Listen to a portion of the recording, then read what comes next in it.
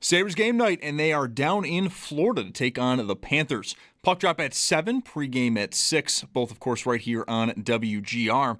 Some lineup notes tonight. All signs are pointing to Alex Lyon getting the start in net. And while he is progressing well, according to head coach Lindy Ruff, no Josh Norris in tonight's matchup. And for the Sabres, they do have 3 games this week before being off for a better part of all of February due to the Olympics in Italy. Around the rest of the NHL, 9 other games tonight. Some notable matchups, though, to keep an eye on. Also at 7, the Penguins host the Senators. 7:30, Montreal, they're in Minnesota versus the Wild. Then at 9, the Red Wings are out west versus Colorado. And then some front office news today as well, as Barry Trotz is stepping down as general manager of the Nashville Predators. Trotz is going to remain in the job, though, until a successor is found. Over the weekend, the Bills did continue to add to their coaching staff. Jim Leonard coming in as DC. For more on the coordinators and the position coaches, we do have pieces up at our website, WGR550.com. Stay tuned. We'll get more on all of the new coaches coming into the Bills when Sal Capacio joins the show a little bit after 5. And then more coaching notes around the NFL. The Ravens are hiring Dolphins defensive coordinator Anthony Weaver to serve in the same role. The Rams are giving contract extensions to both head coach Sean McVay and general manager Les Snead. And then we do have the 2 final head coaching vacancies that have been filled. This was over the weekend. Rams offensive coordinator Michael LaFleur heads to Arizona. And while this one cannot be final until after the Super Bowl, Seahawks offensive coordinator Clint Kubiak is going to Las Vegas. And then coming up next season, we'll have a game in Paris, and the Saints are going to be one of those teams. That's Paddock Chevrolet Sports Update. Paddock Chevrolet celebrating 90 years of being your hometown dealership. I'm Zach Jones for WGR Sports Radio 550.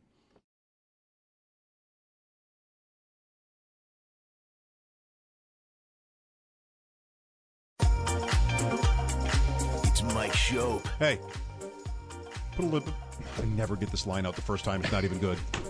Hey, put a little bit more in there, cowboy. And the Bulldog. What's your degree in? Kicking ass and taking names. On WGR Sports Radio 550. All right, here's to a new week. Better known as Nick Emenwari Super Bowl MVP pregame talk. Come on, right? Aren't we due? You're not due. I'm due. Yeah, you're not due. I'm not due. I'm sorry that we're on the same thing because I might be the opposite of due with the football. What is the opposite of due? Football don't. / hockey, whatever. You don't. Early hockey season, I had a good stretch there. Don't is the opposite of do. Yeah. I am. Got a nice guitar out of it, which I'm very happy about. Yeah. Well, if we win, we'll never stop talking about it. No, that's right. There'll be. Is it national news if we win? Or is there a story? No. No. What is it if we win? No. If we hit Nick Emenwari, Seahawks safety, as the Super Bowl MVP at plus 50,000, what are we? Is there a parade? Is there anything in-house? Is there anything? There's just money. I think there's just some money. And pride. Yeah. Yeah. I don't even remember. There's something. That's still good. I was our buddy. I don't want to speak for you. My buddy Nate Geary. I think you like Nate. Anyway, I saw Nate tweet about that on Sunday. With the here's an idea. I'm like, dude, where have you been? Already there. When did we do it? But that was a week ago Friday. Bet? Yeah. Sam, no, way before that. We bet this before the playoffs started. Before the Seahawks played a game. Really? That long ago? It was 2 weeks ago with Sam? Yes, it was before they played a game. Because it was while the Bills were still alive? Because I thought they would crush San Francisco. Okay. Yeah. And then crush the Rams. They did not crush the Rams. No, but I don't. Oh, good. I'm glad you remember the timing, but I would have guessed it was the last time we talked to Sam. He didn't join me on Friday while you were off because he was flying. So I thought it would have been that week before, but if it was 2 weeks before that, even great. But when I saw Nate tweet that, I thought, this is one of these things where I don't have it saved anywhere, and I'm thinking, what did we do? You don't have it? I don't know. I don't know what it is. I'm not sure I have the message from Sam that had the information. You've got it. I have a copy of the ticket. Oh, all right. He has the ticket. Right. I just have a picture of it. Right. And he cut us in for 50 units each on his bet is what he told me he did. We're in for 100 split. $10 each. and he's in for $5. That's it? I thought it was. Yes, that's it. You're thinking of Lindy Ruff now. Oh, that's right. That's the bigger one. Yes. How does that stand? Jack Adams. I think that looks still great. Despite their actually losing a hockey game. Who's going to win if he doesn't? Who wins? The Colorado Avs? guy, if they end up with 10 losses or something on the year. I don't know. They're at 9 already. See, why is that different? Why in hockey, if you walk in with the best team and then you come out with the best record, you're the coach of the year? That would never happen in the NFL. I think if Andy Reid had gone 17-0 last season before last, he has a look at it. Like, if you post a historic season with a already purported to be great team, I think you have a look at something. And I don't know if they may not be on track for a historic season anymore. No. In which case, I take it back. I mean, that was just a guy I thought of. Well, he was the favorite when we did this. Yeah. Detroit's guy could be, they're staring at a 10-year playoff drought. Forget it. Right? Forget it. Yeah, I don't. Don't you think? No, I think Lindy would have the upper hand on him. But you're asking, who are other contenders? If you rule out Bednar, I don't know. It's a great bet. Lindy's a great bet. Yeah, I like it a lot. Yeah, you're right. I'm combining.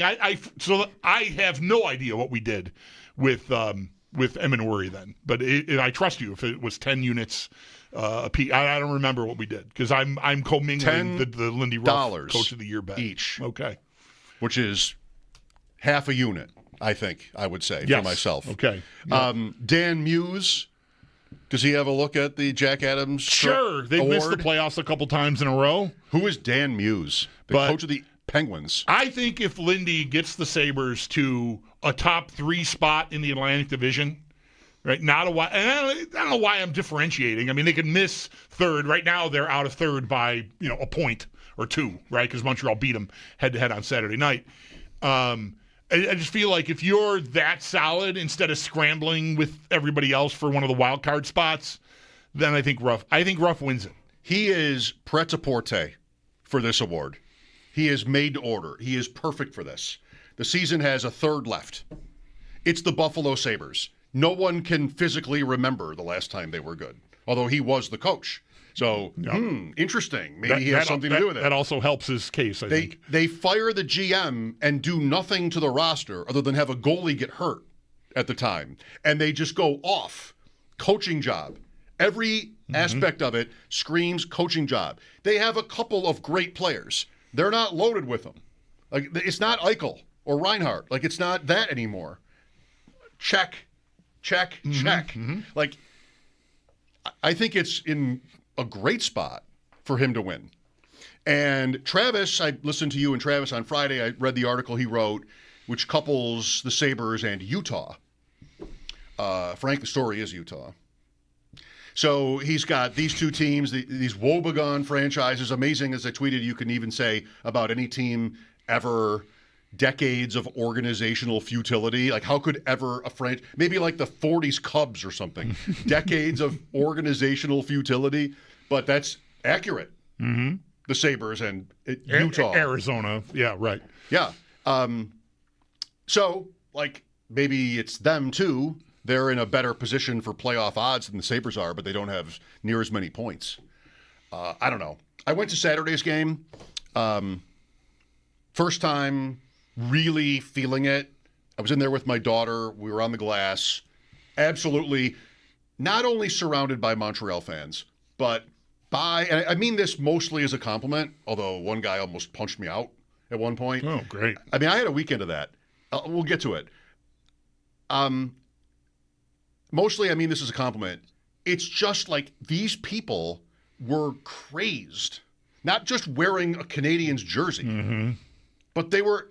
I've never acted like this in my life anywhere as a sports fan. But they had nicknames for every player. I felt like I was maybe sitting on the Canadiens bench, like because they were all referring to Susie and Dobie, and like I'm thinking to myself, what is wrong with you? I mean, who does that? Who goes to games and talks about the players like they're friends? But, maybe that's how you're supposed to do it. Like, they were just super into it and loud and relentless. And I know that came across to the fans, to the players. Yeah. And I tweeted this yesterday. I would just say, everybody just, if anybody's like worked up over that, don't be. Because this is a Saturday night, months out when the schedule comes out, and Sabres fans would have been like, so what? I've paid up for these kind of games 20 times in the last decade, and I'm always disappointed. So whatever, like you're not necessarily going to commit to that. And a Montreal fan, be they in Southern Ontario or Western New York or farther away, is like, oh, that's perfect. Saturday at 7, maybe we stay overnight. Right. Like it's a whole thing. And that was reflected in the crowd. If it's a Wednesday in November, the crowd is not like that because that many people wouldn't bother to come down. The crowd the previous Thursday was not like that. There were Montreal fans for that. Exactly. But it wasn't to me overwhelming. Nobody in the Sabre locker room was talking. Of course, they won the game, so that it might be different. But yeah, no, I think that's exactly right. And the fact that the Sabres currently have around 9,000 season ticket holders tells you that almost half the building, more than half the building, is available on a single game basis. So, like, I'm looking to go see the Red Sox in either Cleveland or Pittsburgh. You know what I'm waiting for? I'm waiting for single game tickets to go on sale, and I'm just going to go see what happens at the box office. Are you ever waiting for that to happen in Pittsburgh, really by the way? I probably am going to strike out because I'm probably going to get gobbled up, and I'll end up on the secondary market anyway. But I'm like, well, at least I'll try, right? And maybe that happens here, too. I don't know. Well, a lot of those, whatever the number really is, Bulldog, that Sabre season ticket number is largely not even the fans. Like it's right, brokers, a lot of it is secondary market to begin with. It's not even like the people we're mad at, we're pretending or think we're mad at because they, in theory, sold their tickets to Montreal fans. And like, I'm not even sure how much of that really happened, but some of it would have. But it didn't really even need to be that because Montreal fans could have just bought as many seats as that almost anyway. Right. And that's probably happened. But it's just an easy date to make. You know, it's way off and just like we can build around it. And that's, I think, probably what happened. But it was just crazy to me. I was there with my 14-year-old daughter, and like she hears she's a teenager. Like she speaks the language. She's not right. She's not, and she's a hockey player. Bothered. Like, right. She's around. Used to it. Yeah, I mean, she's not fazed by what it sounds like. But holy cow! I mean, just some of these people were like kind of rude and really flaunting their fandom, which, you know, again, to a point at least, is what you can do, or maybe even supposed to do, if you go on the road. I mean, when I was younger, I went on road trips to see the Bills and Sabres, and I was probably more aggressive on those trips than I would have been at home, where everybody around me is usually rooting for the same team. Right. But I don't think Darlene was like at all really mean-spirited or bitter when he said what he said. And I know from listening to the postgame show that night, that's my level right now. I'm listening to the postgame show. And Brian was excellent. They went really long and talked about all this stuff. But, I just really don't. It's 2 days later anyway now. They play tonight. Like, I don't know if it's old news or whatever, but something that from the weekend that was interesting. And it was a great game.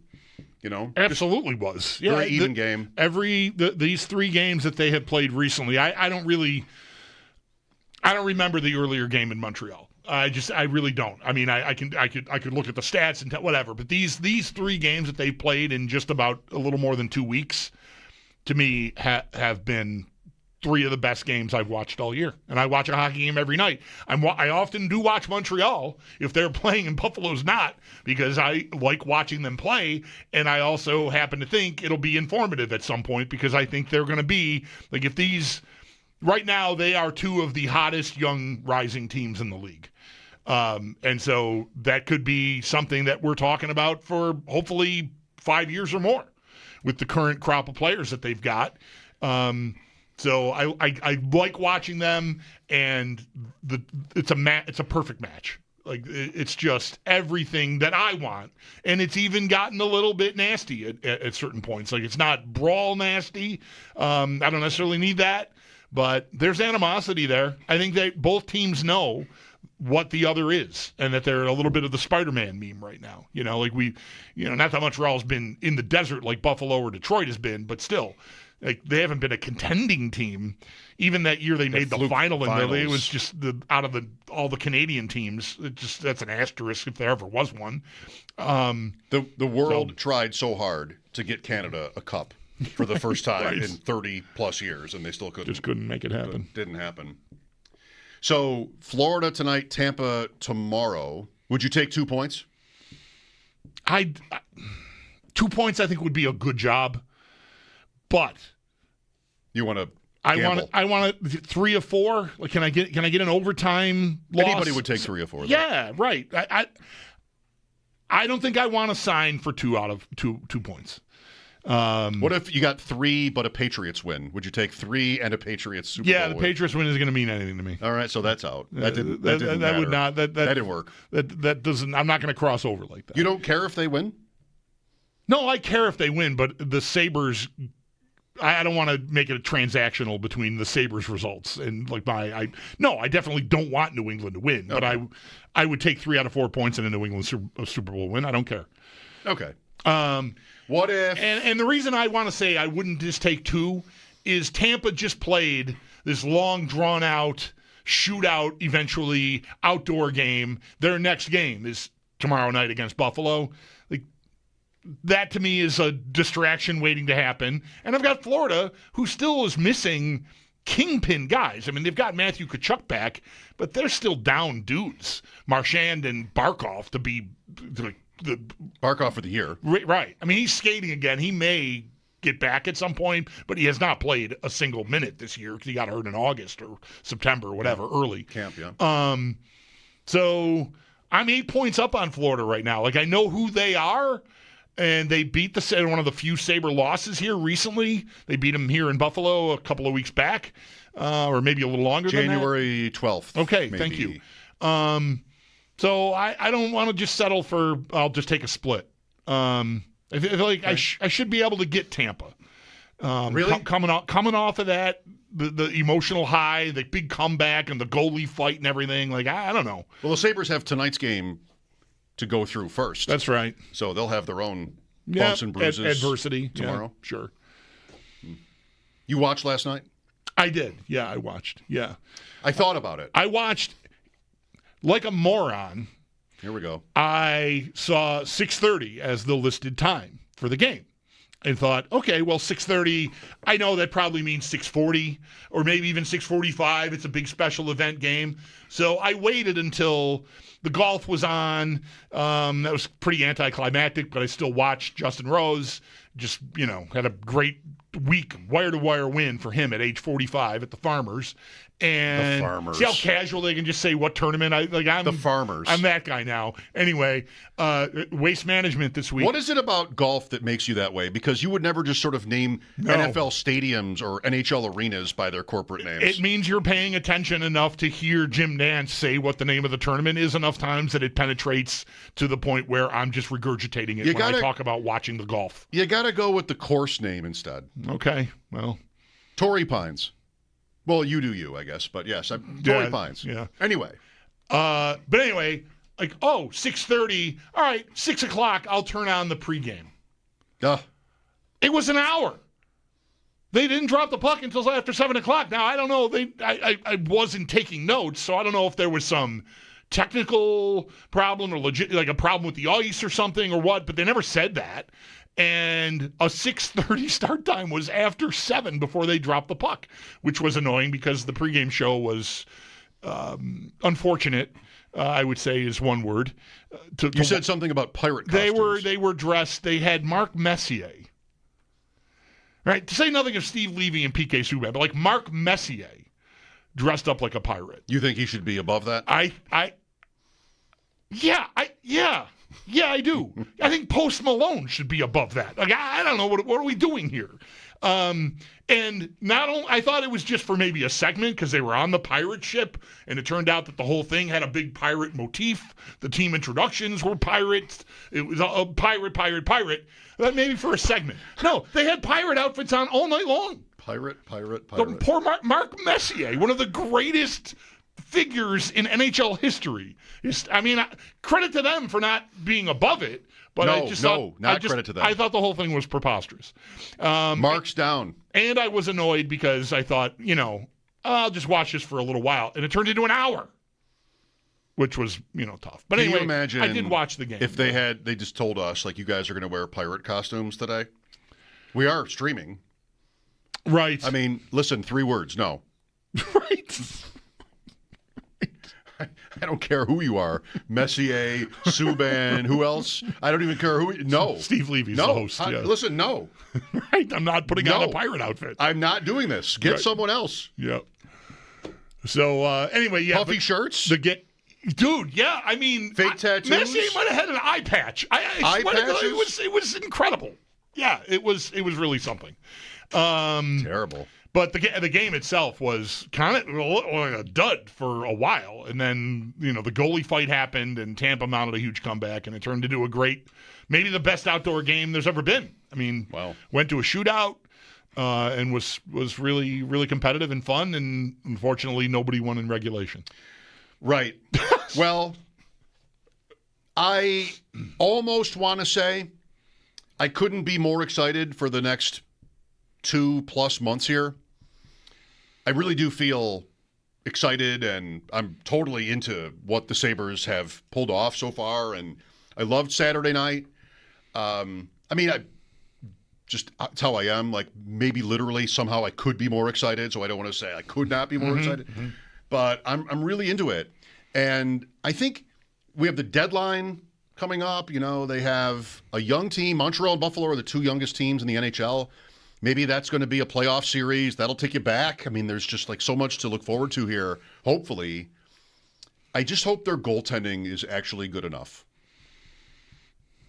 Because the rest of it, I can just kind of think, I sort of feel like I can trust it. And even the power play, Chad DiDomenicis was great today on the power play and how they're just sort of so pushing into Dahlin and Thompson. It really isn't that smart. I mean, just really good work by Chad. But, they get the zone. Last Saturday night, I mean, they can get in there and, you get a little bit lucky and then you're 3 for 5 some night or something like that. Yep. So I don't think it's necessarily that far off. Defensively, I'm not worried about anything unless they have a big injury. I think, they're just really they're so big. I watched the game from ice level on Saturday. I know their heights, but those 4 guys are all so long. Yeah. And it's just really tough to get through them. I mean, you have to get around them, and you can't get around them because the reach. Yep. But I don't know if the goaltending as a group is good enough. I mean, it's just so random, and it fluctuates so wildly. Lyon has run really hot almost all year. Like, his goals saved above expected it's above 10, I think, which is a really big number. Right. And he was, it was a tough game for him. I don't mean by his play, just in general. I mean, there was a lot of action. He had to be good. He was fine, but they got him on a couple, and I wouldn't say he was bad or anything. But we don't know that. We've talked about this versus 2006, and I think Ryan Miller and even Marty Baron, who didn't get enough credit for how good he was ever in his career, I think, that was pretty easy to trust, those 2 guys. And, Miller was going to play all of it. And I don't remember having any issue trusting him going into the playoffs. He was sort of one of them, and young and an exciting prospect in these things. And now, even if it's Luukkonen, I don't know what I've got with Lyon and Luukkonen. So fingers are crossed. Yeah. They've got 3 games this week without Luukkonen. And Ellis almost certainly plays tomorrow in Tampa, I would expect. Lyon is, I think, the way it was reading, he should go tonight. He was in the starter net, according to Paul, who's on the trip. So I would assume you're going to get Ellis tomorrow and then Lyon on Thursday, and then you're off for 20 days, which is the only thing about the timing of the Olympic break that lines up is that they did suffer the Luukkonen injury, and hopefully that doesn't keep him out of the Olympics. It would be a great sign if he's healthy enough to go do that. But my focus is more on, is he ready when they come back after, on February 25th or whatever day it is that they come back and play. Because I'm more worried if they have to count on Ellis than I am if it's Luukkonen and Lyon. But it is, either way, it is still a spot you could worry about. And I don't really know how you can address it either, but that's a conversation we can have. Mike Schopp and the Bulldog here. Thanks for listening. 803-0550 for your calls. Lots of football. Ross Tucker is going to join us today. Is this it for Ross, or are we doing next week with him? I don't know. But it's up to him, I think. Yeah. Up to him. He's out in San Francisco for the beginning of Super Bowl week, Radio Row and all of that. We'll talk to Ross at 4. Sal Capacio at 5, the Jim Leonard hire, and sort of settling in on the new Bills, the new staff at least. So that'll be 5 o'clock. 6 o'clock for Sabres pregame. Want to make sure Bulldog knows so he doesn't get mad tuning in too early or whatever, missing something. 6 o'clock for pregame. The game's just after 7. Everybody knows. Thanks again for joining us. Lines are open for you. Mike Schopp and the Bulldog here, WGR.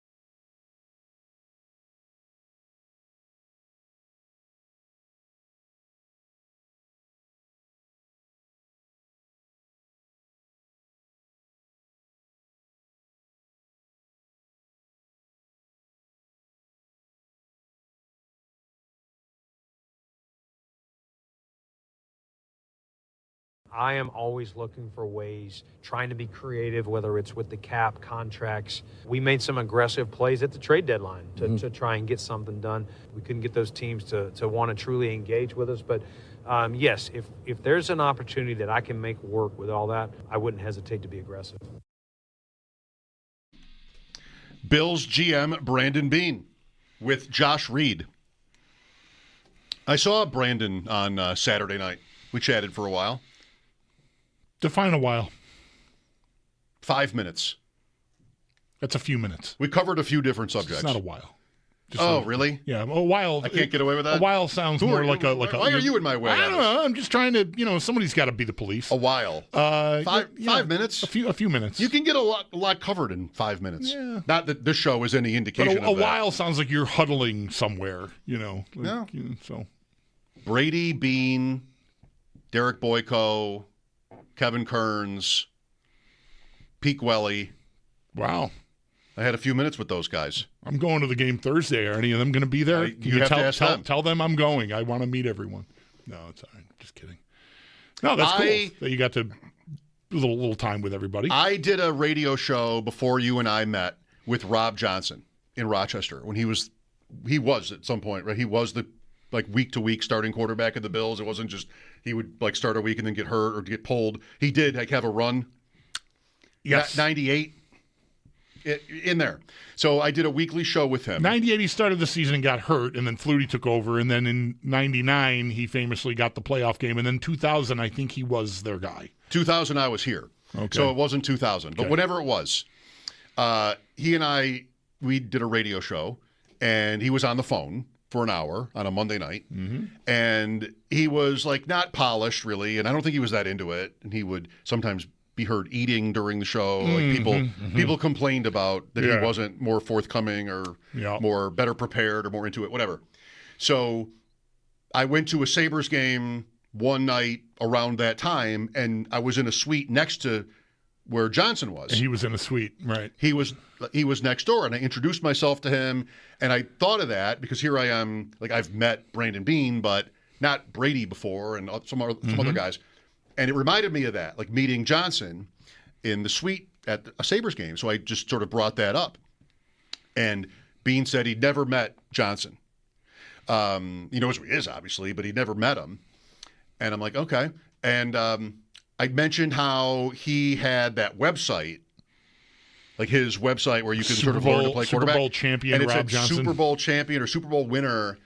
And I just thought that was kind of hilarious. And then we had a sort of a group conversation, no, a ring's a ring. Mm-hmm. And, these are football guys. Yeah. No, a ring is not a ring. Yeah. You can't do that. You can keep it. Sure. You can keep your ring. You can have it. It counts. It's real. Mm-hmm. But don't go flaunting Super Bowl winning quarterback.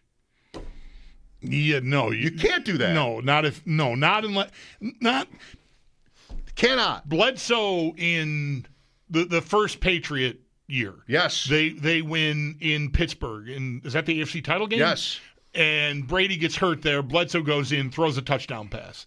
He's got more claim to that Super Bowl title than Rob Johnson had. There's not a play maybe all year that he plays that matters. Nobody, let alone in the playoffs. Nobody even knows he's on that team. Right. Bledsoe it's a famous story. Right. Yeah, absolutely. He can. Yeah. He had a hand in. Right. He helped them win the AFC title. By getting hurt and then by getting in. Right. That's right. On both ends. He helped. He had a lot to do with it. Wow. What a bookend that is. Yeah. So, yeah, fine, right. But it's just very different things. Winning the ring and then, flaunting it. Because, right. Anyway, I'm feeling all pumped. I'm credentialed today, as you can see. You got your scout from your field trip on Friday. Is that what that was? By Scotty's credential. Did that all go as you would have hoped? Well, eventually. But I had a run-in the parking lot. A run-in? Geez, you had to I wasn't even out of my car yet. I need to. Boy, we need some time off the air even because you referenced something that might have been bordering on violence on Saturday at the hockey game. Yeah, now I'll run in on Friday. Like what's going on with you? They're both interesting subjects. On Saturday, when Montreal scored its empty net goal, my daughter and I were sitting on the glass, and we got up to leave, and like 5 rows up, some crazy. I've just never acted like this for 1 minute in my life. Some crazy Montreal fan is like, throwing punches in the air in the aisle. And he doesn't care who's coming up the stairs. He doesn't care about anybody else. And he almost got me like elbow to my face. I'm like, what? Sort of looked at him like that. And he's like, what? I mean, this is just stupid. I'm not going to engage with this person, but, let's be adults. Okay. Go team, but come on.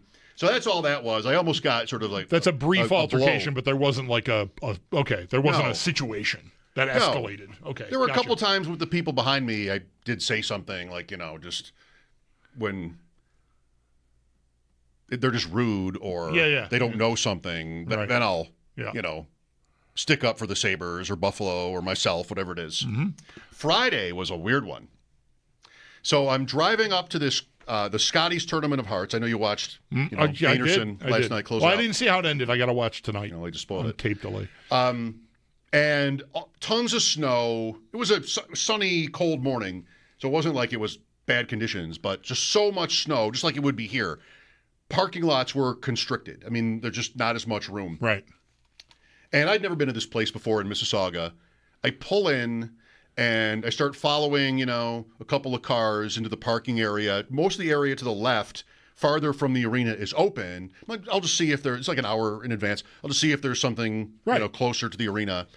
And I end up in this, row of cars looking for a place to park. And the cars on the right are all sort of pushed toward the middle because there was so much snow against the guardrail and the road. Mm-hmm. So if like you had a pickup truck or something, your truck would be, I'd have a tough time squeezing through. Okay, gotcha. Because your truck is in the way. And anyway, that's not even really the point. I get say it's 40 cars. I get almost all the way to the end. And a car comes from the other direction and like stops right in front of me. So now what? Because I'm not going to back up 40 cars. Right. And this person doesn't have a lot of room. So it's a woman, and she starts kind of like to yell. She opens her window. She's we're pretty close. We're not touching, but we're pretty close. And she starts to yell at me to back up.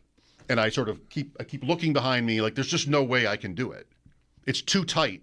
And now another car anyway has come up behind me. Behind you, yeah. Okay. Like there's no way I'm backing up 200 yards to make, to give her room. And she also has 10, 20 feet to her right, where if she just sort of slid back a smidge and then came back up, then it's over. Then I can just go around her. Right.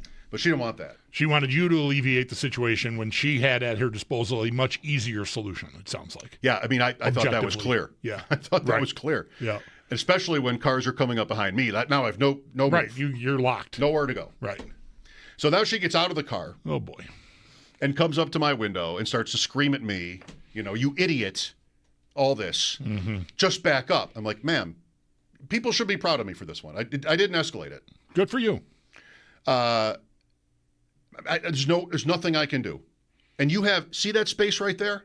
All you have to do is back up a tiny bit and then move forward to the right, and then it's over. We're fine. Yep. Wouldn't hear it. Wow. I mean, she's loud. She's not profane, but you idiot, go back to the States. She starts hitting my car. Ooh. Yeah. I'm like, again, all you have to do is back up and move over a little bit, and then I'll go by you. And, people are looking now, like, here's the guy from the States.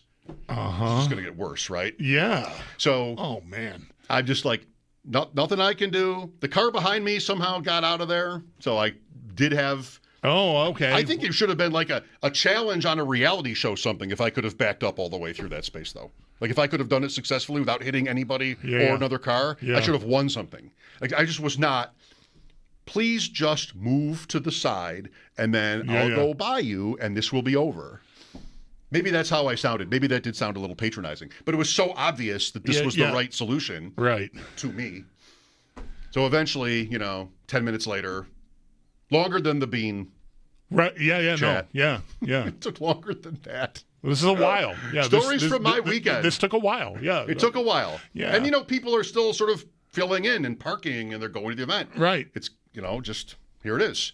And had you been following? You said you were following a line of cars too. It's not like you were driving. Is there any chance you were going the wrong way in a lane? I think she thought so. Okay. But I never saw. I even looked later in the day. There to were see, arrows or something. I never saw anything. Yeah. And at one point she said, I've been here all week. Have you been here all week? I'm like, no. This is my first time here. I've never been here. Yeah. And she's like, well, you see?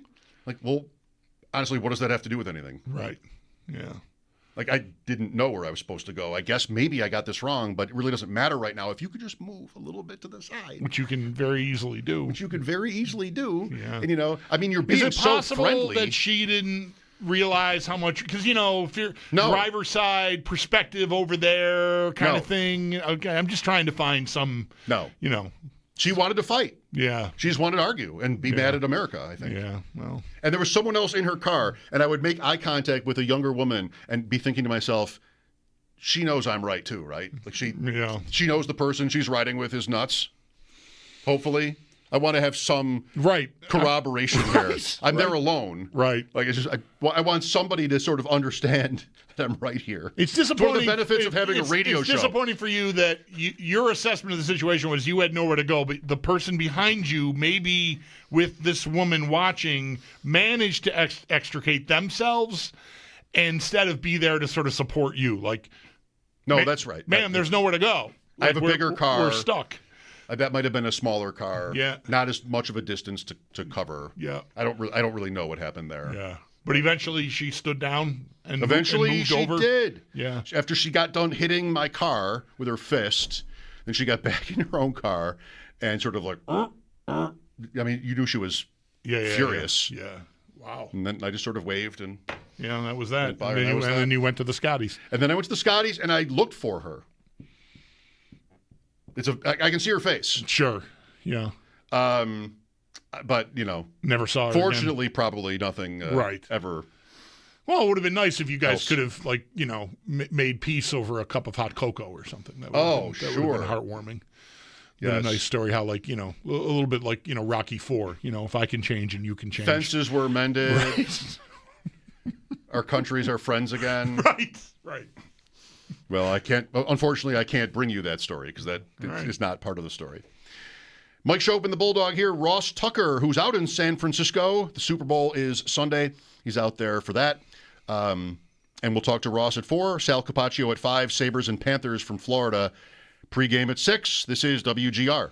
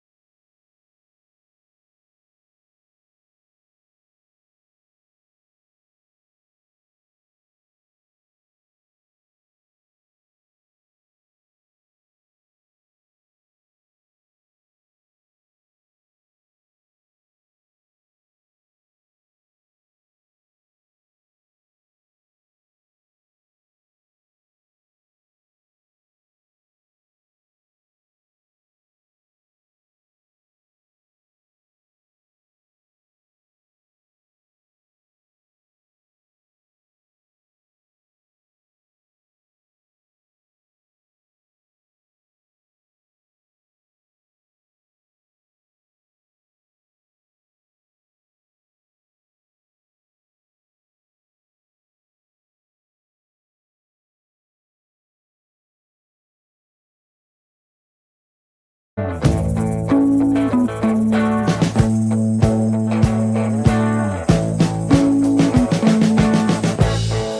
been living in sin so long, all the feels are gone.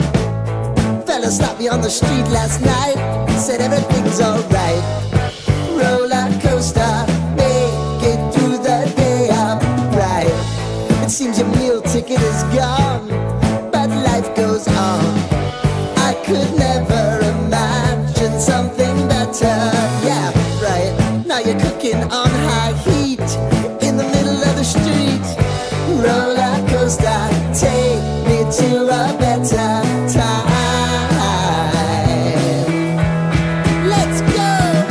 All sing your high line with the roller coaster of life. Yeah. It's time to all choose your timeline on the roller coaster of life.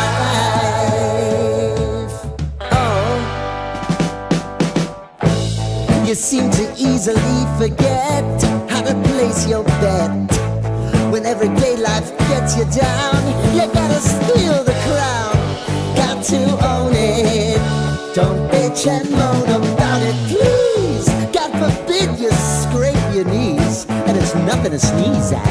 Oh, I've told you over and over again. You gotta get both hands around it and make your own plans. Roller coaster, it's taking over, it's about time. Oh, all sing your high line on the roller coaster of life. You've got to all choose your timeline with the roller coaster of life.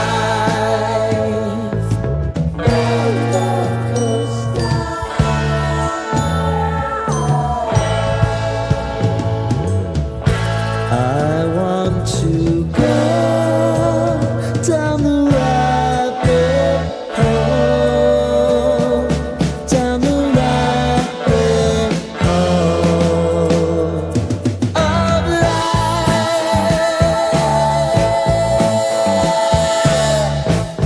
And now it's about to leave. Oh, roller coaster.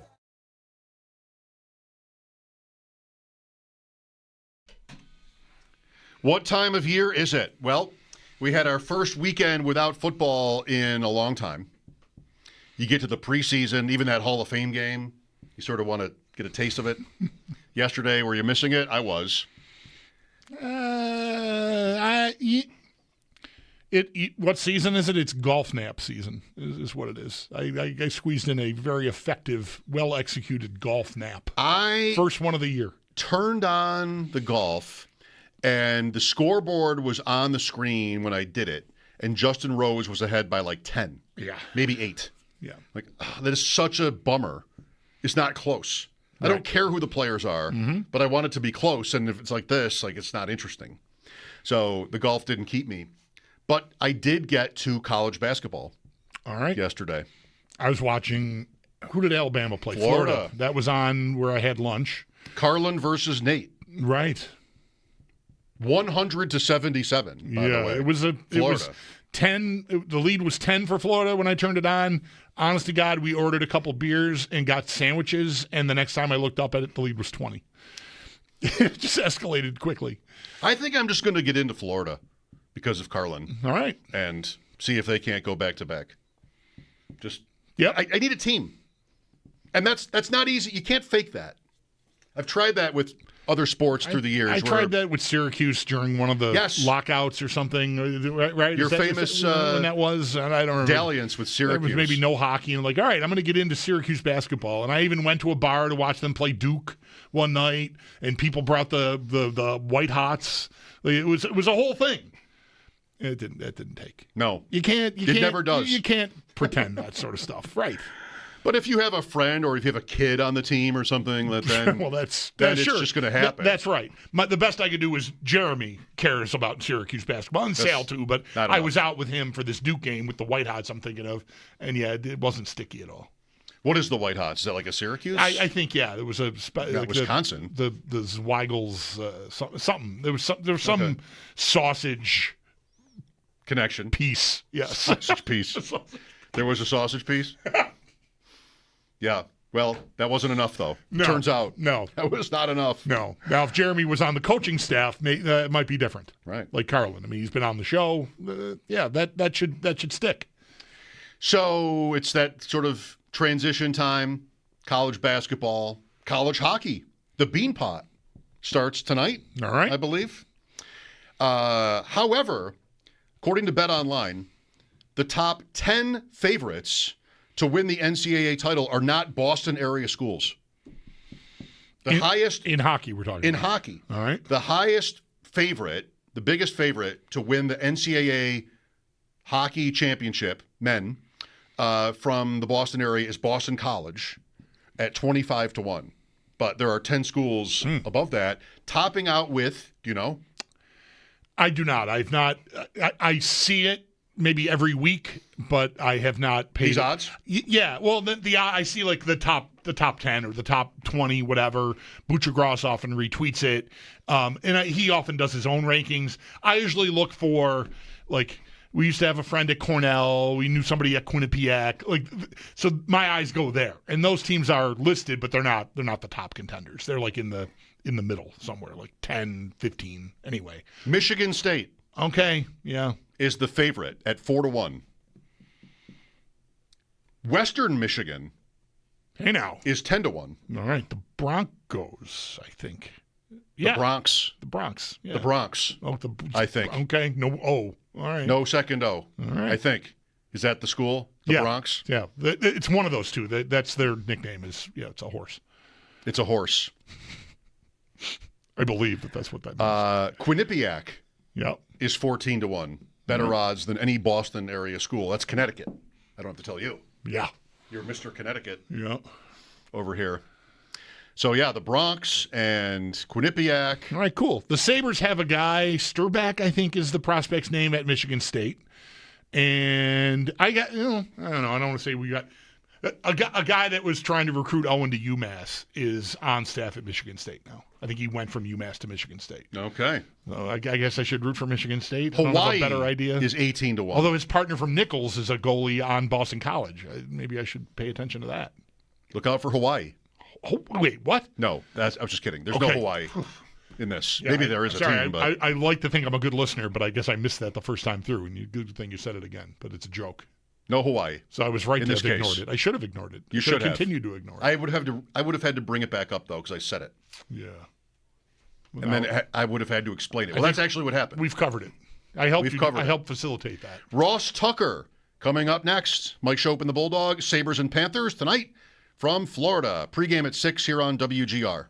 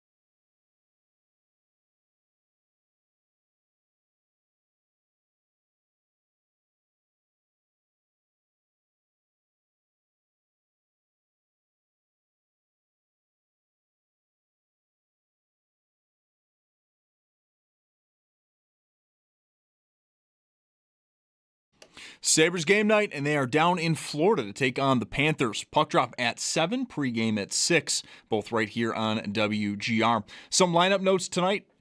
All signs pointing to Alex Lyon being the starter in net, and while he is progressing well, according to head coach Lindy Ruff, no Josh Norris in tonight's lineup. And for the Sabres this week, it is a packed week. Tonight is one of 3 games they will have before being off for a good part of February due to the Olympics in Italy. Around the rest of the NHL tonight, we do have 9 other games on the schedule. Some of the notable matchups to keep an eye on include, also at 7, the Penguins hosting the Senators. 7:30, Montreal, they're in Minnesota versus the Wild. And then at 9, the Red Wings, they're out west to take on Colorado.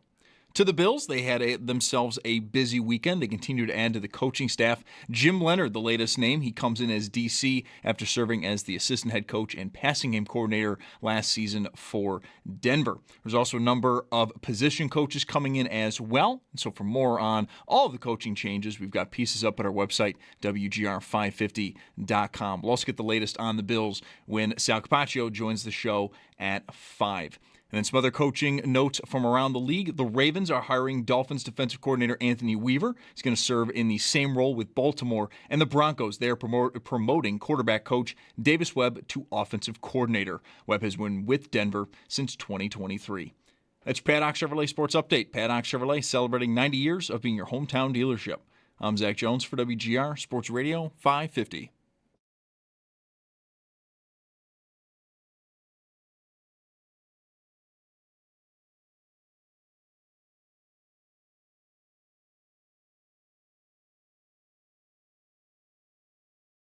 Here he is. Friend, colleague, analyst, soothsayer, wintertime shorts wearer, traveler, Mr. MyFrontPageStory.com, Ross Tucker, with us on the Wester Hotline. Ross, how's California? Well, I just got here like an hour ago, and it says it's 59 degrees. But if you told me it was 85, I would believe you. After what the weather's been like in Pennsylvania, and I'm guessing Buffalo, in recent weeks, it's the warmest 59 degrees in the history of 59 degrees. It is unbelievable. I'm like sweating. It's crazy. It's awesome. I'm very, very happy about that part of it. No Wi-Fi on a 5-hour flight should be illegal. Why? Somebody should prosecute. I don't know what happened there. But that put me way behind. When you're, planning to prepare and stuff for 5 hours, and then you really can't, that is rough. And by the way, while we're on the subject, yet another reason why I love Bills Mafia and I love Western New York. You guys crushed it last week on myfrontpagestory.com. So that was awesome. You know what's interesting? The markets that do the best for us, Buffalo, Detroit, and Chicago. I'm not exactly sure why that is. Maybe there's just smarter people live on lakes, I think. I don't know. Smarter people live on lakes and realize that myfrontpagestory.com is the greatest Valentine's Day gift you could ever get your significant other. It's the Super Bowl of love. It's 12 days away. There's still time for you to go to myfrontpagestory.com, talk to a writer for 10 minutes while you're driving home from work, or fill out a quick email. They'll write the most incredible story about her. It'll look like it's on the cover of the Buffalo News, but maybe even better. Color pictures, awesome. When you give it to her, she's going to have no idea what it is. She doesn't even know it's a thing.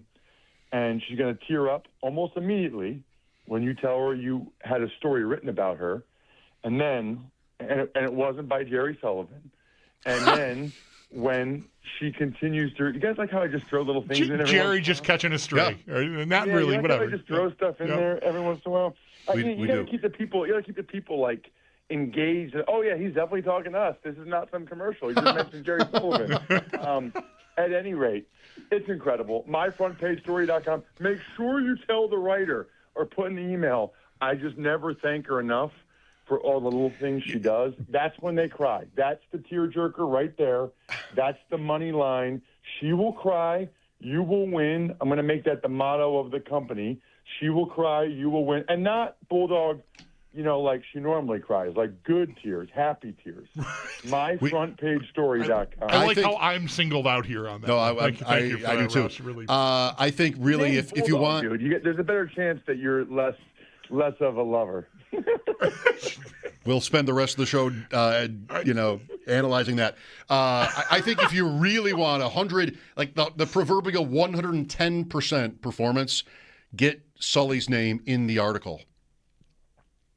What is he doing now? He's writing and covering sports. I texted with him Saturday night. He was at a Canisius game, and he loves it. I don't know if you know this. We go way. He used to do. Jerry did when Mike and I first started in the fall of 2003. For many years after that, we did an hour every Monday with Jerry, and I miss it. It's funny. I always felt like I had a good relationship with him when I was up there. Now, like the organization, they couldn't stand him. Right. they did not like Jerry Sullivan, and that was pretty clear. Feathered his cap. A relationship with him. He would come up to me after the games, like after we won or lost. But then I noticed, like in recent years, a couple times, like randomly, I think it was his Twitter, he took shots at me. Like when I was going crazy when Lance Leipold didn't leave Jarrett Patterson in to break the record. Do you remember that? The 8 touchdowns? 5 years ago, he's gonna break the all-time yards and touchdowns in a game record for all of college football. And Lance had him in for like the first 30 yards. They're 15 yards away from the record, 20 yards away from the end zone, and he took him out. And it's because I talked to Lance after the game. He didn't know. He would have left him in. But like Jerry hit me up on Twitter at Ross Tucker NFL. Lance can do whatever he wants. It's true. I'm like, literally, Jerry. If he knew about it, he would have left him in. Like, what are you talking about? Did you have that game? I did, yes. CBS Sports Network. It was incredible. I went viral because I was like, "What is happening right now? Yes. This is crazy." Did he have 8? And then my play-by-play guy was like, "You'd love to block for him right now." I'm like, "No, I would get a holding penalty." So we can go back 10 yards, put him back in the game, and try to get him the record. That's right. literally, every time I see Jarrett Patterson, I saw him before a game this year. We were laughing about it. Like it's like he hears my voice. He's like, "Oh yeah," he remembers me. That's funny. He's in Washington. You think he's in Washington? Maybe this year. Yes. Yeah, that's funny. Well, this predates us doing a regular gig together. No. This year he was with the Chargers. I think when I saw him. That's right. I've never thought about that before, but I bet it's happened, where a lineman would take a penalty for that purpose, and you're way ahead in the game. Would have. Right. Yeah. And by the way, the SID at UB does a great job, and it's like he went in the box, I believe, and told the coaches in the box. And then I think the position coach might have told the coordinator, but nobody told Lance. I mean, it was a shame because I would have been there for history. Although me going crazy because he didn't get it might actually have gone more viral than if he actually Sure, that's right. Yeah. Chargers is right because when Hampton went down, he got a little bit of a look with Vidal in L.A. Well, Ross, I mean, let's get to the Super Bowl here. Which team is the more interesting story? Probably, that's a really good one. Really good one. I'll tell you this. I had a poll on my podcast's Twitter handle, @RossTuckerPod, who's the most well-known person associated with the Super Bowl. And we might have talked about this a little bit last week, but there was a clear number one and then a pretty clear number two. Who do you think they were? Diggs. I'm going to say Vrabel. Diggs for me. Number one was Robert Kraft. Okay. Oh. Number two was Mike Vrabel. Okay. So when's the last time that a Super Bowl, like the two most well-known people involved in the Super Bowl are the owner and a first-year head coach, at least for that team? Well, the Kraft thing is a little bit sordid, isn't it? I mean, that's not just because he's the owner of the Patriots. It's more controversial, I would say, why he's known like this. You think just because of the incident that he had? I think it's maybe not a lot, but I think there are people who know of him from that. I mean, most football fans. I think it's because he's been the owner of the Patriots. Okay. And they've won 6 Super Bowls. Years, yeah. And also, it's funny because there's some owners that do not want to be put on TV during the game. And I don't know what, Mr. Kraft's policy is, but he's on every game. Yeah. Well, he is on every game. That's true, but how many owners has Howard Stern ever mentioned on his show, over and over? Just, there are a lot of. All right. I think fans don't even know who's the owner of the Seahawks. Anybody know that? I mean, I don't know that. It's Paul Allen's estate. His estate. Okay. He passed away a while ago. That's actually very interesting because it's controversial. His wishes were for the team to be sold, so they were supposed to be sold by now. But under their terms of their lease with the city of Seattle, with their stadium, if they had, which I don't know how this relates to the Bills' new stadium, but if they had sold it before the lease was up, the city of Seattle would have gotten 10% equity. So they weren't doing that. They're not giving the city of Seattle $700 million. So they weren't selling it yet, that's for sure. Who do you like in the game? I like the Seahawks quite a bit. I think the best thing that the Patriots have going is probably Vrabel's everything Vrabel is as a coach.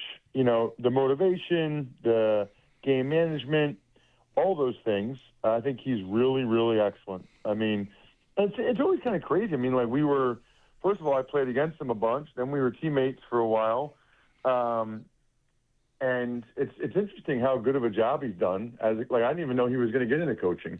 I remember when he came to Harrisburg to look at a kid from a local high school, and I was talking with him on the field in Hershey with Urban Meyer and Luke Fickell, and to see he's become this, it's really impressive. And I think Drake May, he's going to have to make multiple big plays, I think, with his legs.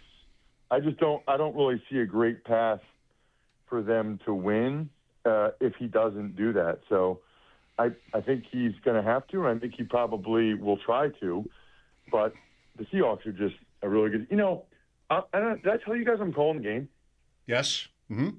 Yeah. So I'm doing a lot of prep for the game, and it's I don't think people realize. This is the most combined wins ever for two teams in a Super Bowl. Okay. They've combined for 33 wins. They're both top 2 in yards per attempt passing. They're both top 5 in defense and offense. I think it's really weird because neither one of them has even been in the playoffs the last couple of years. So because of that, I think people are Seahawks, Patriots. They're not really getting the credit that they probably deserve for how good of a season they've had. Such a different quality of schedule, though. I mean, Seattle, 3 times with the Niners, 3 times with the Rams. I mean, the Patriots played the Bills twice. Then who's next on their list? Denver? I mean, just... Yeah, I think I saw where the Seahawks are the first team to have 6 wins over teams with at least 12 wins. Okay. It's really impressive. Arizona helps by losing all their games. But yes. Bulldog, may I indulge myself here by telling Ross that Bulldog and I have a Super Bowl MVP bet on Nick Emenwari at plus 50,000. Wow. We did it before the playoffs. I'm going to tell him tonight. I'm going to go to opening night, and he's not up on the stage. So he's not up on one of those podiums. So I try to find who are the best guys I can grab that aren't on one of those podiums, and chat with them. And Eamon Worry's one of them, and I'm going to try to talk to him, and I'll try to tell him that. Bulldog wanted the Bills to draft him very badly. He was my draft crush through the spring. I don't think I ever really felt like the Bills would do it, but I just love the idea of him, being deployed the way, Kyle Hamilton, which is where Mike McDonald comes from, is used in Baltimore, and certainly the way he's being used in Seattle. I thought this defense, any defense, could profit heavily from having a guy with his skill set. And so it's turned out to be pretty true. That's kind of the position that Taron Johnson plays for the Bills, which is interesting because they're really different body types, and they go about a different way. How about this? I guess it depends on how you define Eamon Murray, but the Seahawks have played more nickel defense than any team in the NFL, and they've allowed the lowest yards per carry in the league. That's a pretty wild, double right there. I mean, a player with his skill set and his build. I mean, he's around current linebacker size, but yet has the speed and athleticism to play in the secondary. I mean, that's the definition of the most valuable nickel player you could find. Because, what is the nickel? Taron Johnson is not going to be, he's courageous and he stands in there and has made plenty of plays, but he's going to get exploited in the run game. It's one of the reasons the Bills fiddled around with more 3 linebacker looks this year than any previous year. Eamon Murray sort of erases that problem. Yep. I think it's a really good point. And it's interesting because in one of the things I was looking at, they list him as a nickel like 45% of the time and as a linebacker 45% of the time, which is really interesting because it's like, well, how do you know how they're looking at him on that play? And then also, yes. If he's listed 45% linebacker and 45% nickel, there's a pretty good chance that the defense, or the offense, I should say, isn't really sure how to account for him on a decent amount of plays. I mean, that's the value in that hybrid player, but you really got to commit to it. Like, you really got to say, because what I always think about with a player like that is, like, he's awesome, and he's a huge part of what they do. What happens if he gets hurt? It's like the whole defense is built around his skill set. That's a tough one because they're not making any more of him. They don't have any other guys like him. $20 to win $10,000. If he wins this thing, he can identify himself any way he wants. Right. I'm fine with. Did you hear about Jack Westover's sister? I did not. This could go anywhere. Nope. Jack West. Yeah. So Jack Westover is the fullback, okay, on the Patriots, but he's from Washington. He's from like the Seattle area, okay? He said in an interview that his sister bet $5 in training camp on a Patriots-Seahawks Super Bowl. All right. And it cashed. So she got $18,000 on a $5 bet. Literally just because her home team and her brother. Just because her brother plays for the Patriots and she lives in Seattle. Nice. And he said she's got a second baby on the way. It's like an unbelievable. He's like, so she's pretty happy about the $18,000. Yeah, like, right. I love that story. Yeah, that's great. Our thing is lame now. That is really great. Yeah, that's right. That's not even good. Well, Ross, let's spend a couple minutes before you go on the Bills here. And Joe Brady being hired. Hey, by the way, do you bosses ever get mad at you guys? For what? What do you mean? We just spent 20 minutes and we haven't even talked about the new coordinators for the Bills yet. Maybe this is the day. I don't know. It doesn't happen that often. Now that you brought it up, I don't know. Maybe let me check the comments on the YouTube stream. Maybe the audience is mad at us. I actually like your strategy because now, I mean, I know for a fact that most people in Western New York schedule their entire days around my appearances with you guys on WGR. So if you think about the millions and millions, even people in Florida and wherever that listen to WGR on the Odyssey app, they're all just waiting with bated breath to hear the official word on the coordinator hires. And we just got them for 20 minutes. For 20 minutes, they heard about your bet and myfrontpagestory.com. And Jack Westover's sister. Still there. So they want to hear me talk about the coordinators. And sizzling San Francisco, and it's 59 degrees. Yeah, this is the best. Well, So Jimmy Leonard, love the dude. We were teammates in New England, in Buffalo until I got cut. Not only like a really good player who made the most of his ability, but I think he's done an excellent job as a coach pretty highly sought after. I'm a little surprised that more other teams didn't go after him. I thought he was going to get the Wisconsin head coaching job a couple years ago. Probably should have. It has not gone well for Luke down there or up there. But love that hire for a lot of different reasons. And then Pete Carmichael, interestingly, he was like the lowest assistant in Washington with Marty Schottenheimer my rookie year in 2001. You know, whatever that role is, quality control or whatever, you know, I'm on the scout team, and he's the one showing me the cards on the scout team back in 2001. So it's been really fun to see, you know, him grow into these roles and be the offensive coordinator. He was in New Orleans. They had a bad go of it. Obviously now, you know, he's up there in Buffalo with Joe Brady. So I think that's a really good person for Joe to lean on, because Pete can do a lot of the game planning. He's been a coordinator before, and he's been a coordinator that called the plays before. So Pete can actually take a lot off of Joe's plate so that Joe, you know, these guys all think they're prepared. They have no idea how many things come their way until they're actually a head coach. How many, like, non-football things, believe it or not, come their way. So Joe's going to figure out real quick that he needs Pete to help him a lot in that regard. Bruce Smith was on that team in Washington, right? He was, yep. 2001. I think Bruce did not like that Marty Schottenheimer wanted him to practice.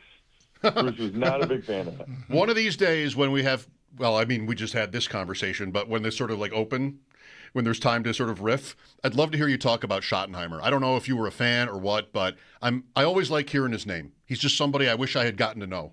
Never met him. My favorite coach ever, the most impressive head coach I ever had, and that includes Bill Parcells, Bill Belichick, Joe Gibbs. The guy's freaking awesome. I love Marty Schottenheimer. Rest in peace. Changed my life. You know, I was on a lot of teams where they didn't actually give the undrafted rookie free agents much of a chance to actually make the team. He treated everybody the same, and so including Bruce Smith. Including Bruce Smith. So some of the star veteran players didn't like it. I loved it. I was an undrafted free agent from Princeton with a $0 and 0 cent signing bonus, and I just went out there and played my you-know-what off, and he kept me, and that's probably the only reason why I'm on the radio with you guys right now, is because he gave me a legitimate chance to make it, and I made it. And he cut a 6th-round pick. He might have cut another pick.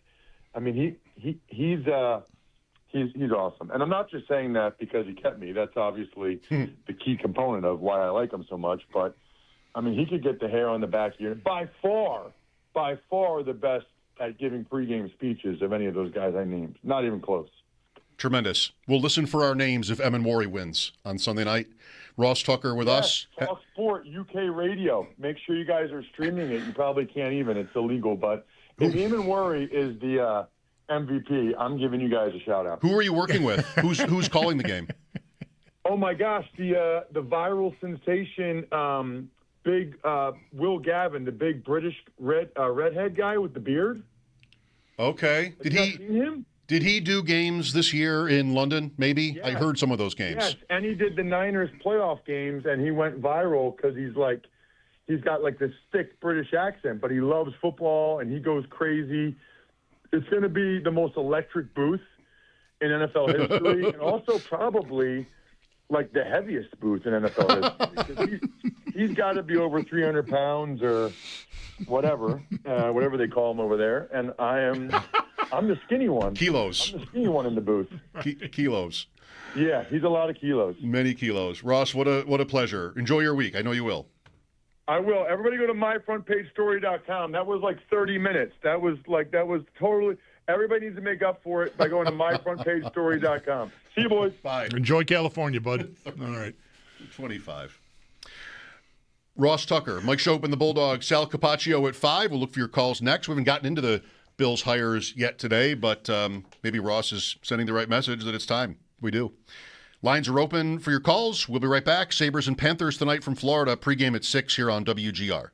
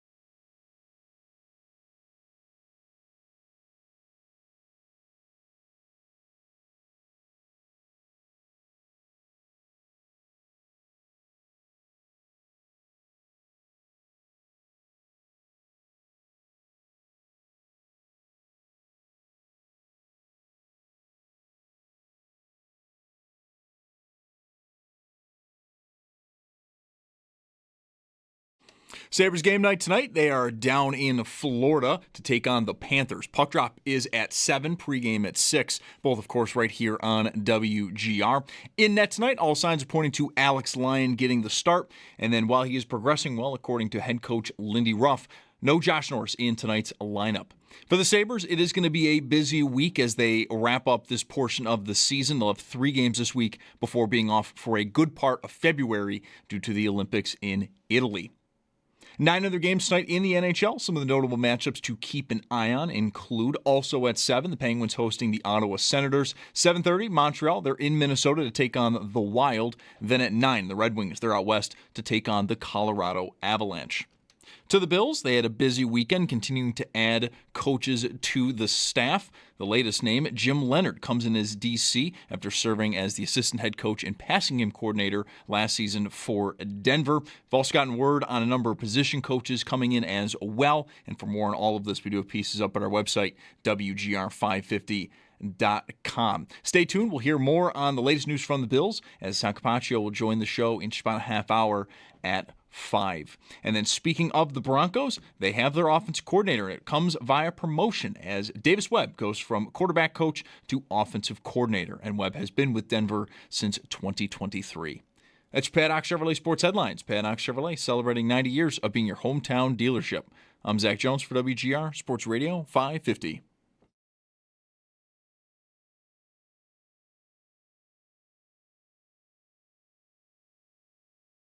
Frankly, they run so much 4-2-5 in all reality. I think that's probably what you become accustomed to seeing. And Jim's also a former safety, but in a game that's so multiple, like you said, that's the buzzword right now, you have to find big corners and potential, safety linebacker hybrids that can play. And he had a lot of Swiss Army knives at Wisconsin. I assume that's what they're looking for.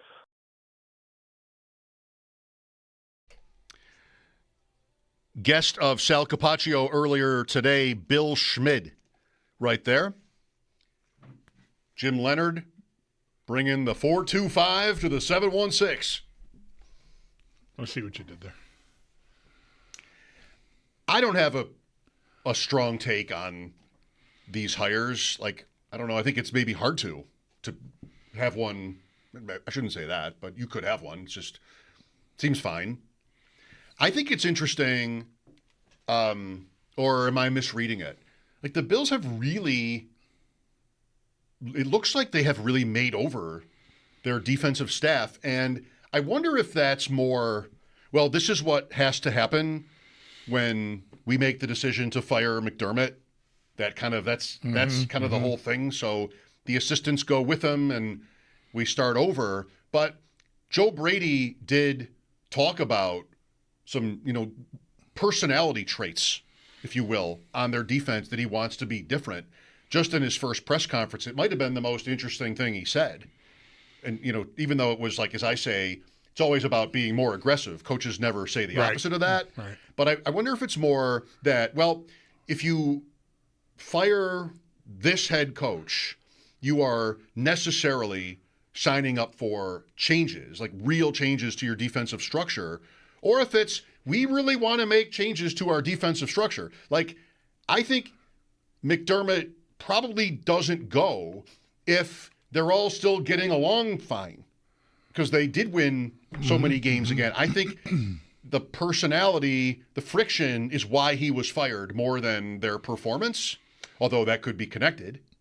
And thus, well, then we're going to have to do this. We're going to have to reassess our personnel and style and everything like that. It's possible that one of the guys that they talked to turned them off by saying, like, well, I find as a play caller, as an offensive schemer, I find Sean McDermott's defense a pain in the ass to play against, and I'd like to get a guy that's going to implement some of the same sorts of things.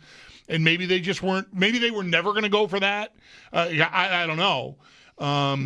But it stands to reason. I mean, Brady certainly. I'm going to be reasonably confident that he believes it's harder to scheme against what Jim Leonard brings to the table than what McDermott did, even though he didn't explicitly say that. I mean, talking about that style of defense the way he did leads you there. And so did he do that? Is he motivated to do that because he thought it would play well? Help him get the job?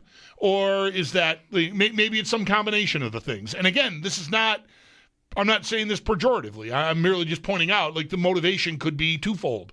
I think this will play well, could help me get the job, but I also believe it is harder to game plan against. It's harder to play against than, some of the things that maybe we were doing McDermott's way.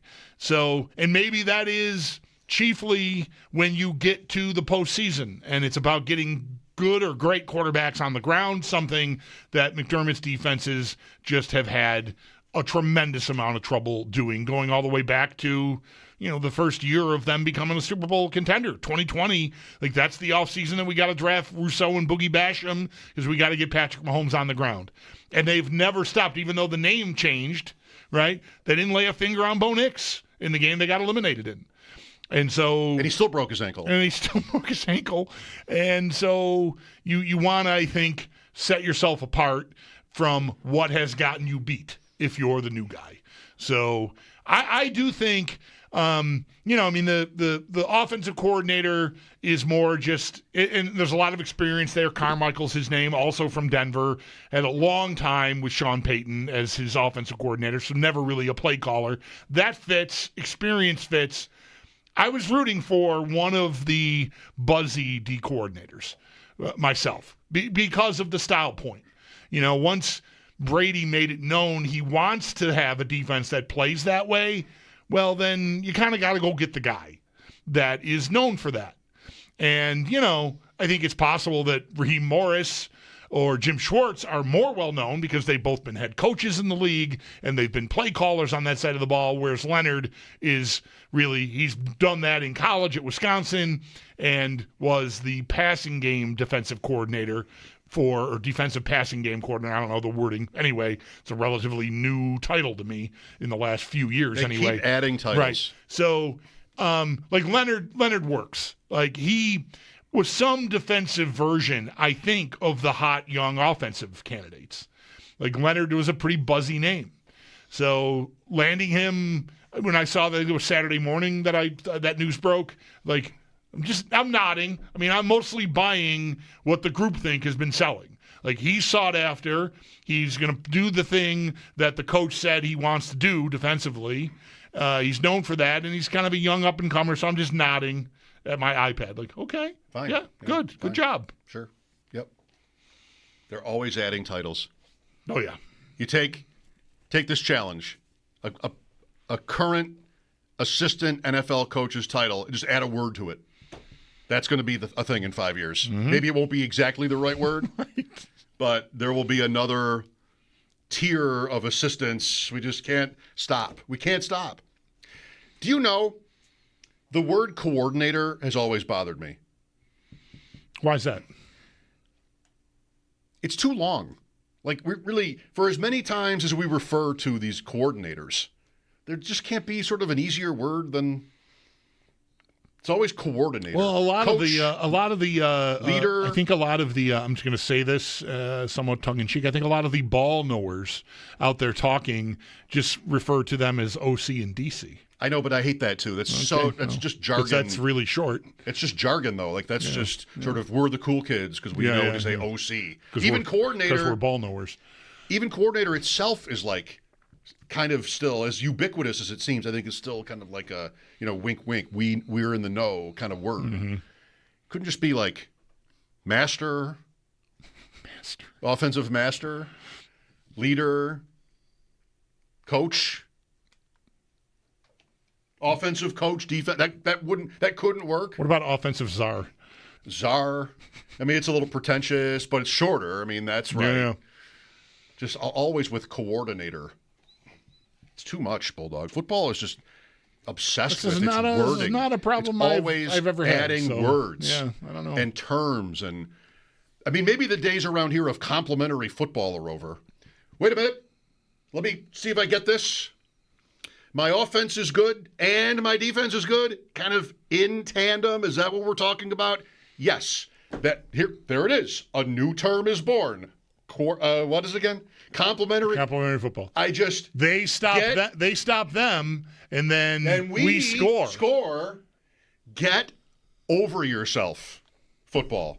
Just get over yourself. That's just so dumb. Like, okay, right. You can't just score before halftime and then score again. No, that's doubling up. That is its own new needless expression that nobody ever asked for, but then became like, just get over yourself, football. Please, someday. I don't mind the double dip talk. So you want me to? I'm a double dipper. Is score and then score again? You're saying that's good? Yeah. I think I agree. Yeah. I think that is good. Yes. Just like scoring any 2 times ever in a game would be good. No matter if they're touching or not touching. I don't need this today. It's like almost the end of the season. The Sabres are good. There's a game tonight. I don't need this. I don't need to be this way today.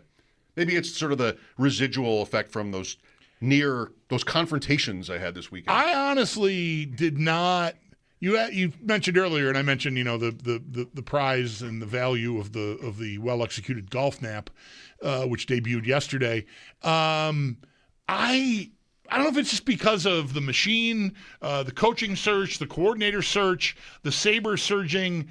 I don't think I could go so far as to say that I forgot the Super Bowl will be coming up like a week from yesterday, but I definitely was not, what am I going to do? Where's football? Yesterday. Yeah, I was fine. The sun was out. It was fine. No, I'm the same. Yeah, I did not. I think I came as close to forgetting about football as one would in a job like this a week before the Super Bowl.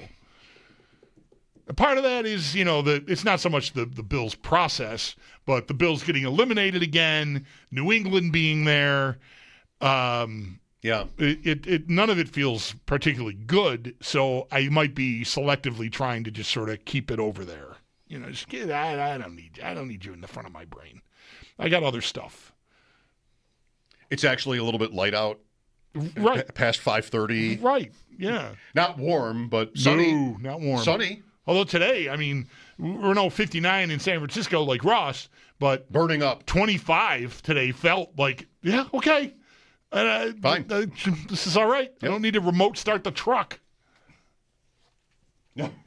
But you will. I will anyway, because I can. It's not that bad. But I don't need to. I didn't need to do it to try to melt the ice off it so I could actually open the doors. Oh, yeah. Like, that's what the last, 10 days are mostly. Your wipers are frozen. Everything's frozen. The whole thing's frozen. And that ice sort of wedges underneath the wipers so they won't come all the way down. I am very diligent about keeping that area clean. That's important. I will not do an incomplete job on that because it builds up and then you're in trouble. So I get it right out of there. Yeah. I went home a couple times last week where the wipers didn't work. That's a tough go. Because I didn't do that. Yeah. Well, this will be interesting. Yeah. And you got some highway time there too. There's always a lot of junk on the window when you're on the highway. Yes, good point. That's right. Made for an interesting challenge. Sal Capacio coming up at 5. Sabres and Panthers pregame at 6 here on WGR.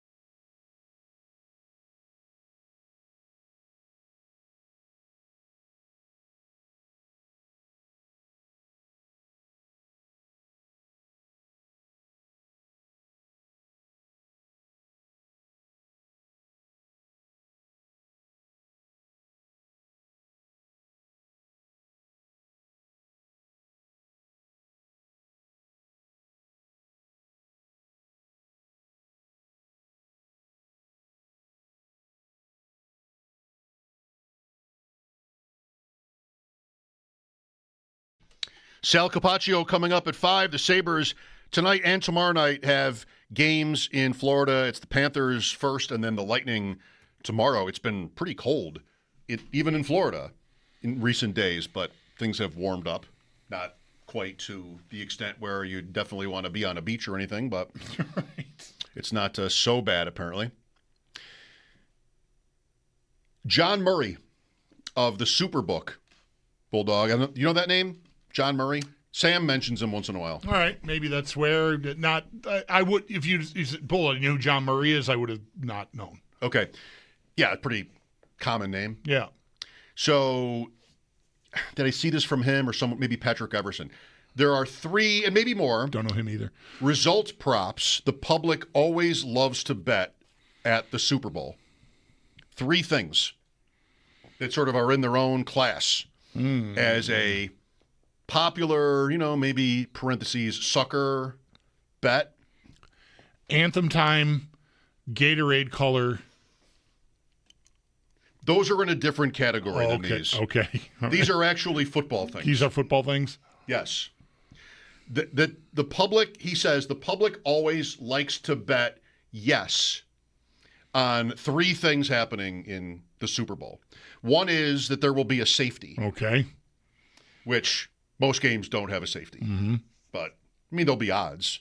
Right. But he says the public bets the yes on safeties. Another is that someone will convert a 2-point conversion.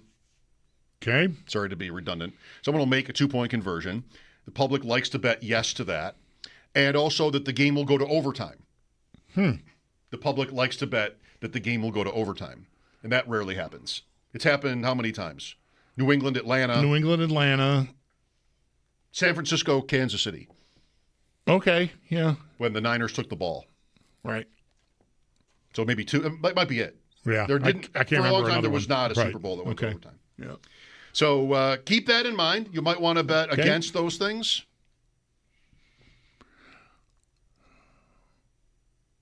I'd like each team to make a field goal and a touchdown in each half. Let's bet that. We did that one. We did. It looks so enticing until you realize, it doesn't win ever. I mean, I shouldn't say ever. It probably does win sometimes, but yeah, that wasn't for a Super Bowl, was it? Just like in general. Yeah, but one time you stumbled upon it. Like, look at the odds on this. This is easy. This is come on. Yeah, no. You always want to look up how often does this happen.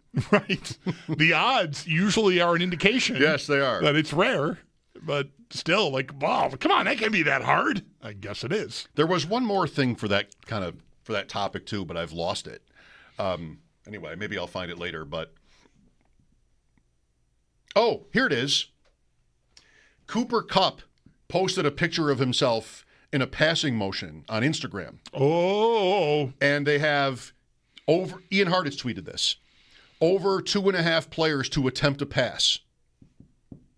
Okay. And that last year, I think Ian wrote, the over hit when Kenny Pickett, in a blowout, threw a pass late for the Eagles. Like there was just sort of maybe 3rd and long, and they decided to throw it in a blowout win. So last year went over. Remember when the Bengals were in the Super Bowl, Mixon threw a touchdown pass for the Bengals. So that's kind of a fun one. Just Can I get one other guy, an injury? Philly special is a Philly special. Right. Can I get someone other than May and Darnold to throw a pass in the game? Maybe is that a sucker bet? Might want to. Is Cooper Kupp trying to tell us something today? Oh, he's definitely trying to tell us something. He was throwing the ball in practice. Sal Capacio coming up next. Sabres and Panthers tonight. Pregame at 6 here on WGR.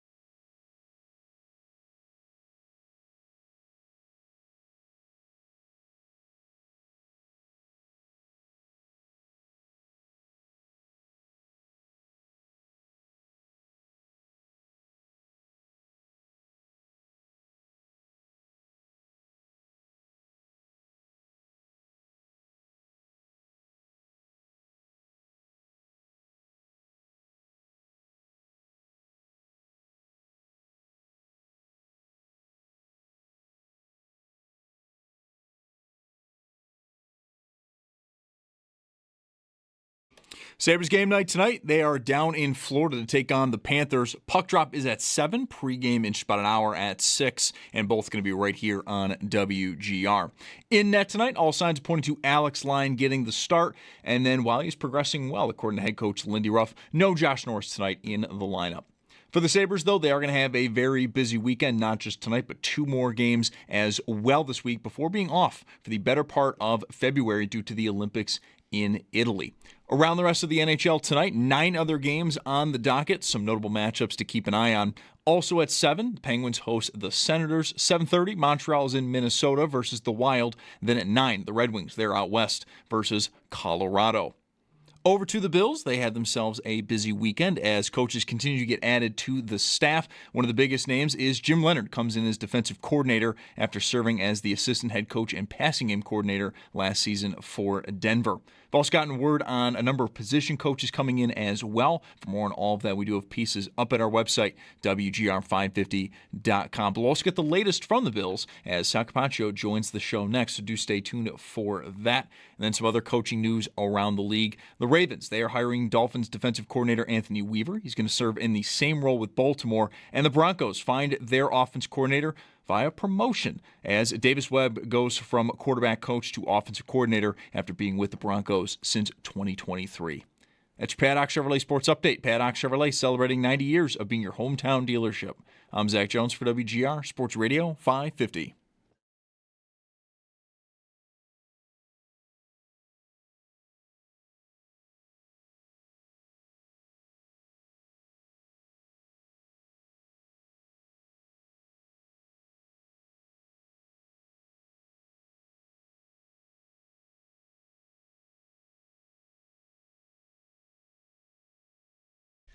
Sal's timing is actually great because I'm listening to Bulldog tell stories about shopping for curtains.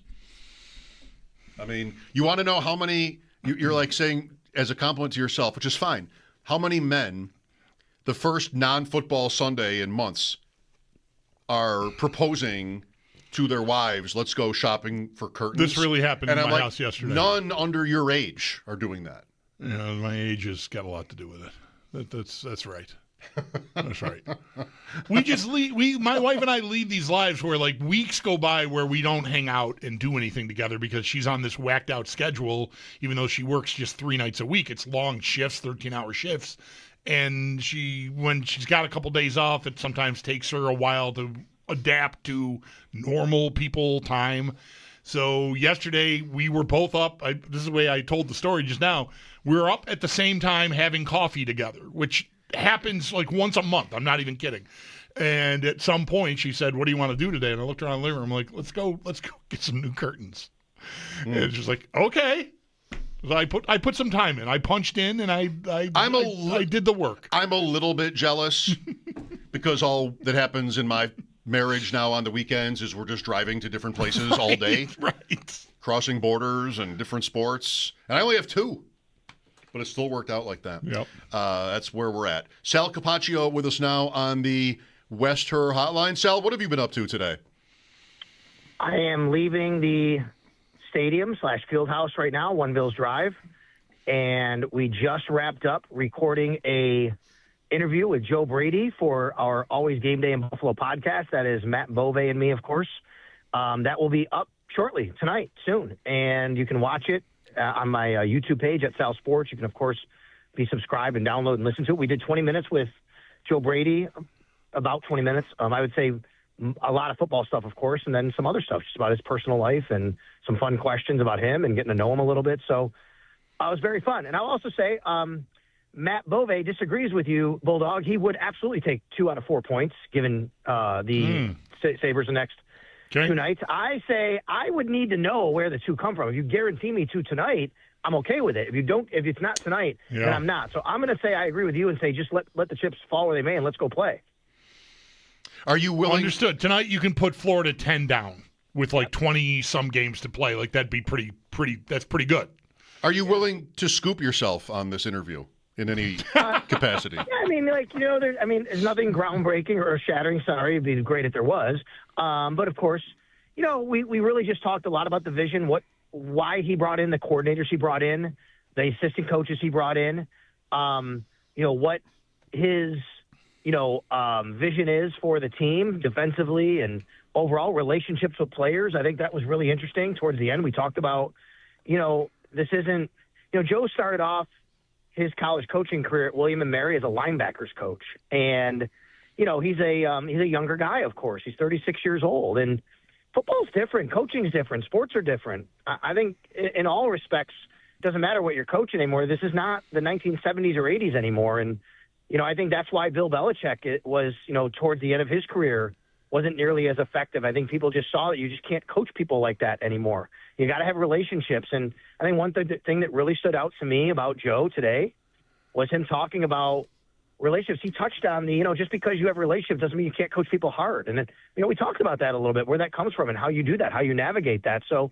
I thought it was really interesting from that standpoint. Somebody called me. I was by myself Friday. Mike had the day off, and someone called and made the point that they feel like Brady will allow the guys' personalities to come out more. Mm-hmm. And I did see a quote, I think attributed to Alec Anderson, sort of indicating the same. And I pushed back a little on the caller when they brought this up to me on the show, because I feel like McDermott, at least over the years, maybe he wasn't like this immediately, but I felt like it came across to me anyway, like he wanted guys to be themselves. Like, I'm thinking about Trey White here, and just like let the personality out. It's part of the reason I think he was motivated to have the guys take turns standing up in the big meeting room and telling their stories, right? Like, be yourself, be who you are. That's going to make us better. So I don't know. I don't feel like Brady should get credit for like that being a big departure, because I feel like that was already a strong area for McDermott. Or have I got it all wrong? No. I like what you're saying there. I agree with you. I think Sean really evolved about that. And it wasn't that he didn't want people to be himself. I think when he came in, you have to understand, and I know you guys know this, but he was coming from Rex Ryan, right? I mean, right. Like he knew he had to kind of really put his foot down early and be a certain type of coach. And he already is a little bit, I guess you'd say old school in that regard. Right. Yeah. And I think that mattered for him the first few years. And I think that as it went on, and you remember last year, you guys remember this, when we talked a lot about how Sean McDermott started to really open up a little bit more and became a lot loose. He's doing snow angels and stuff. Mm-hmm. I had an interesting talk with Sean about this. And, he said, as the guys got older, as the guys got more experience, it became more player-driven leadership. Yes, it's his team. He's the head coach, but it really became more Josh Allen's team. It became more Christian Benford's team and Terrell Bernard's team. And early in his tenure, it's his team. He's got to be that guy. He's got to have his thumb on every single thing. But I do think he allowed people to be themselves in that regard, which is, I always remember the quote that Jordan Phillips? Jordan Phillips said when he came back. Jordan Phillips, we asked him, why do you seem like you are always the best version of yourself here in Buffalo? And he said, because Sean McDermott allows me to be. And he said, as long as you're on time and respectful to people, you can be yourself. And that resonated with me. Like, That's how Sean treated it, right? And I agree with that. Now, I do think, though, and being around Sean, this is my fourth coach, right, fifth coach now, I think, that I've covered here with the Bills. There always came with Sean McDermott a bit of there's pressure all the time around him to kind of be a certain way and do the right thing. And I don't know how to put it, that I think maybe there's just maybe not that with Joe Brady. And I don't know how to explain it without sounding demeaning or critical, because I just think they're different personalities on how they go about their business on an everyday basis.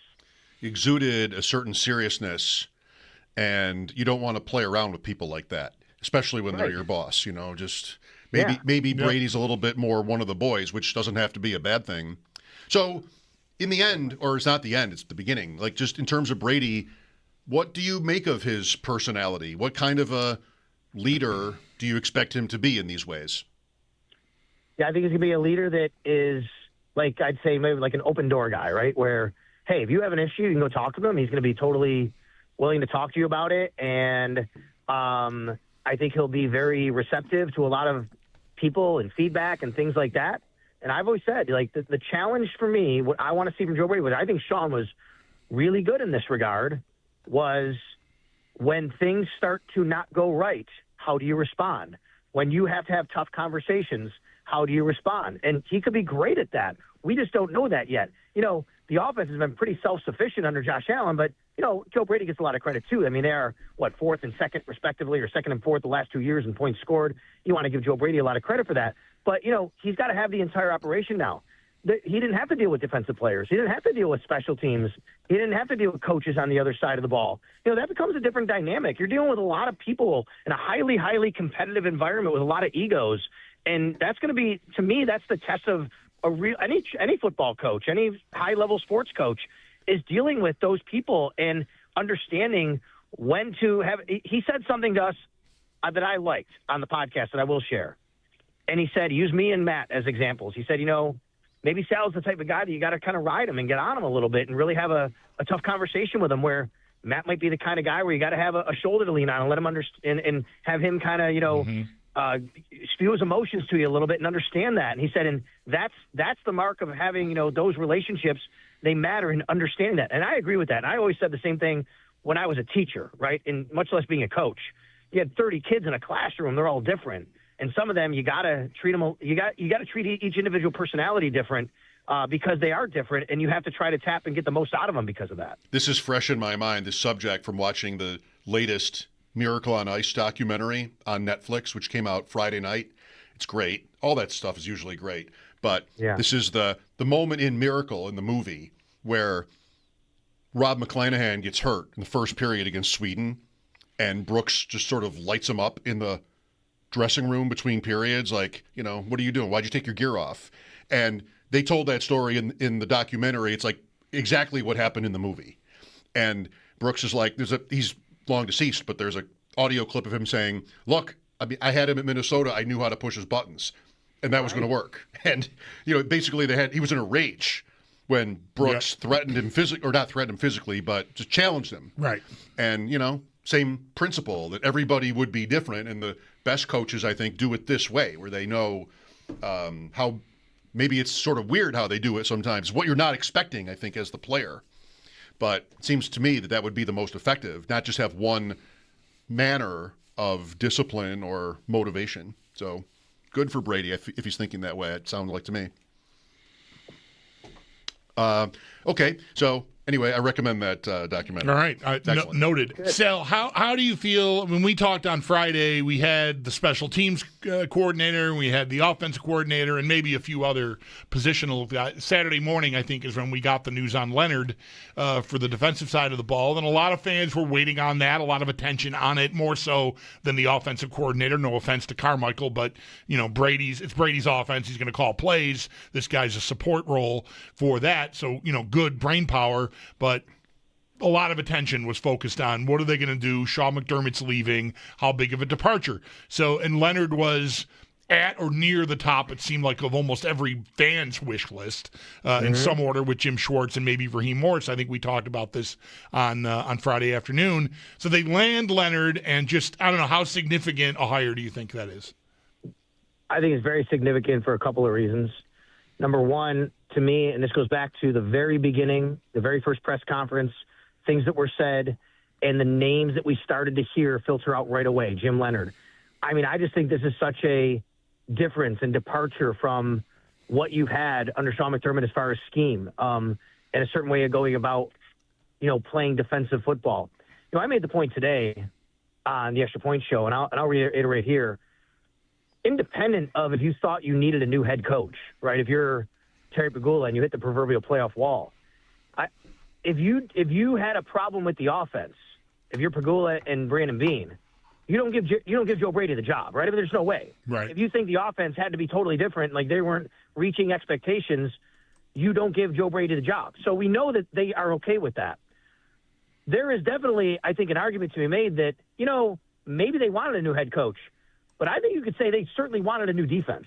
And maybe that's more why Sean McDermott was fired, because if, let's just say, Terry Pegula and Brandon Beane say, look, we got to change everything we do on defense. We don't like the way the defense is played, and this has happened in this moment or that moment, the run defense, whatever it is, Sean McDermott's not changing his defense. I mean, that's how he made his bones. That's not where he is. He's not. We know about Sean. He's not going to go and you're going to go and go, you got to change this and that, and he's going to be amicable to that. So I think immediately, now that I'm thinking back on it, there was always probably a plan here to say we got to have a different style of defense. And I think that's number one with Jim Leonard. He represents a different style. He played under Rex Ryan. He coached under Vance Joseph. At Wisconsin, a lot of 3-4 hybrid, those kinds of things that we talk about, those buzzwords, right?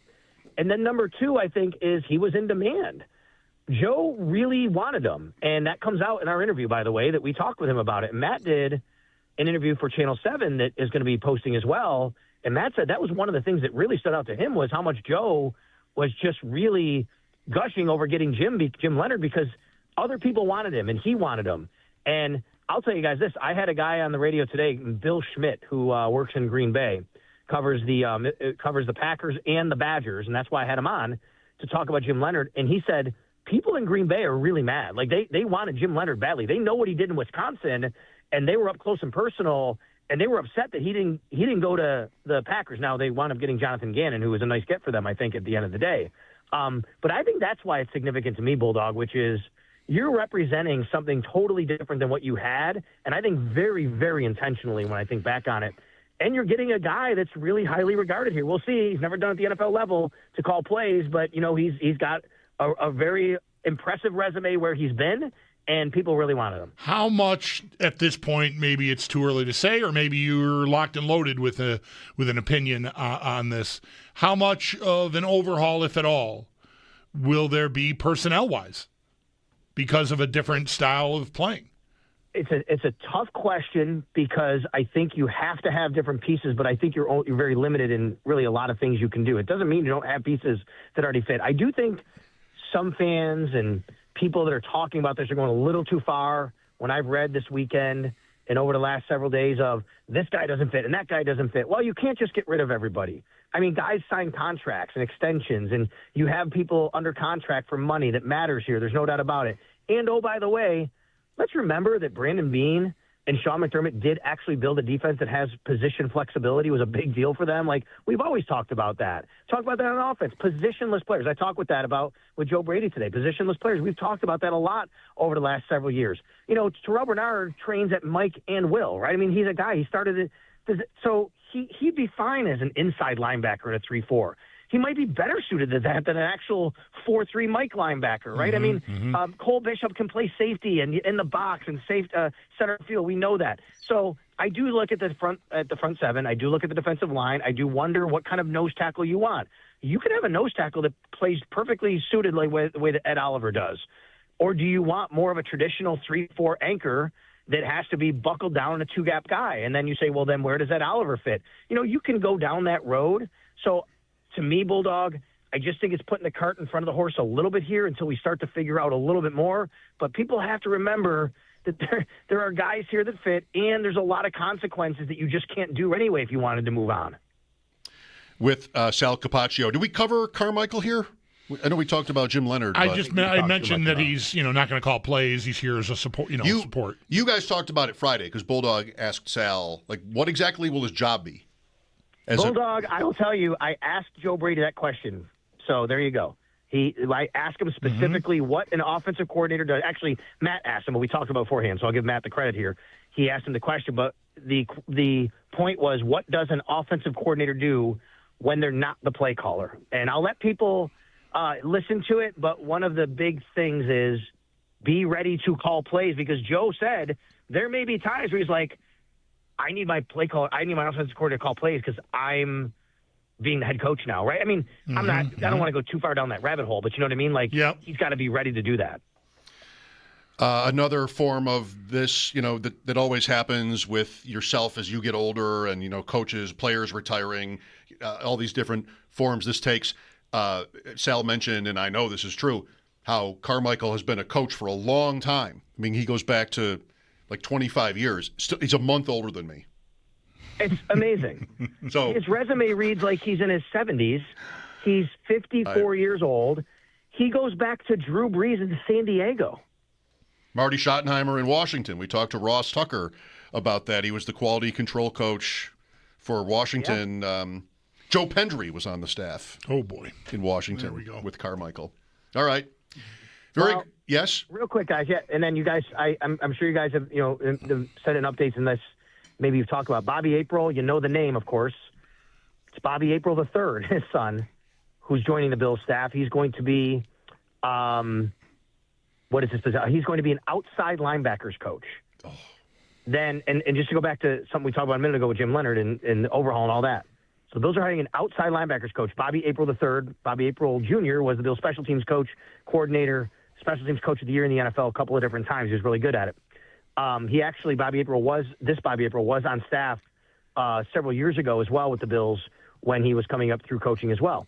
And then you have an inside linebackers coach, John Egawanru, who was here in Buffalo as well. And I make these points because, A, Bobby April, the name, but you don't hire an outside linebackers coach and an inside linebackers coach unless they're two totally different positions, basically, right? Because right now the Bills have a linebackers coach, now Holcomb, and guys get trained. And that's another clue on how this might ultimately start looking. Right.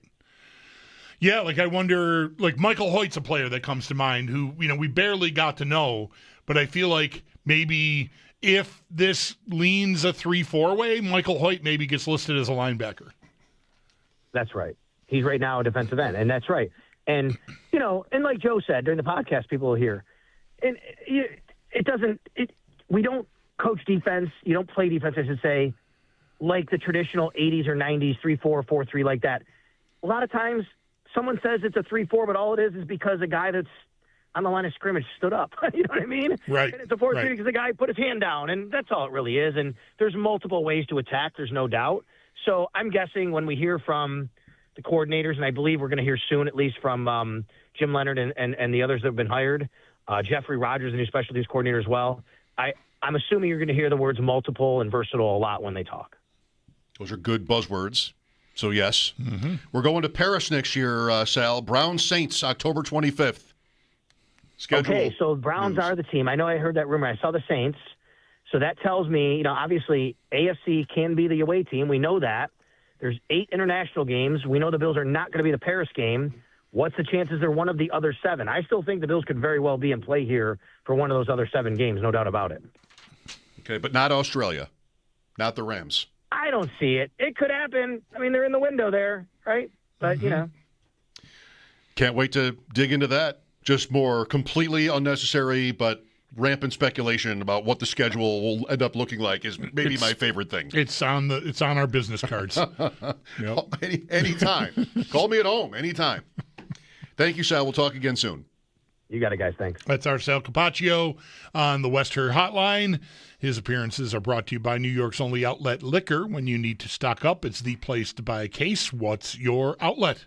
Keep an eye for that It's Always Game Day in Buffalo podcast that's going to be dropping tonight with Sal and Matt Beauvais talking to the new head coach. A part of me wants to take 2 points from these 4, and I'm not sure I really care which game it is, but I feel like it's a little bit – they deserve a little bit better than my saying, from me, than my saying, just split. Because they're pretty good. They have lost 2 in a row pretty recently. But one of them was overtime. They lost a home game to Minnesota in overtime, and the following Monday was a loss in Carolina that was on Martin Luther King Day. So it's been forever since they've lost back-to-back games. But again, they did get a point in one of them.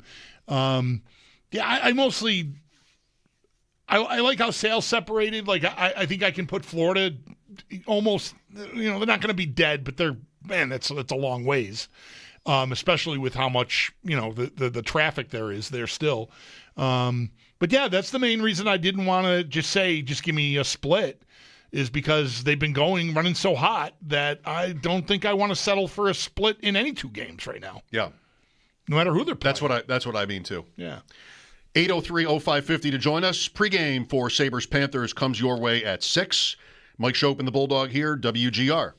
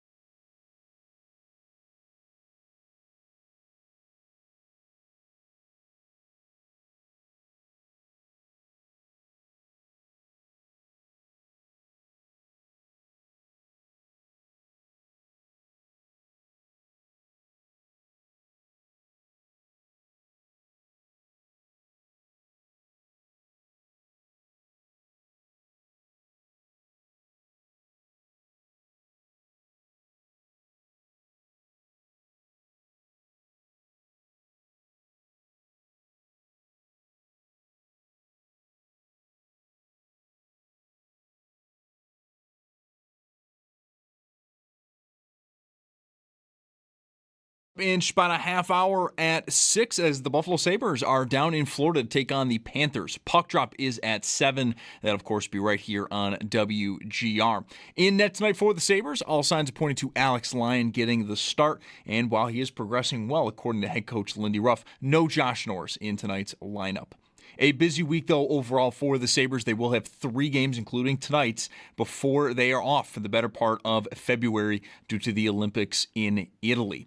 Around the rest of the league, we do have 9 other games tonight, some of the notable matchups to keep an eye on. Also at 7, the Penguins host the Senators. 7:30, Montreal, they're in Minnesota to take on the Wild. Then at 9, Red Wings are out west versus Colorado.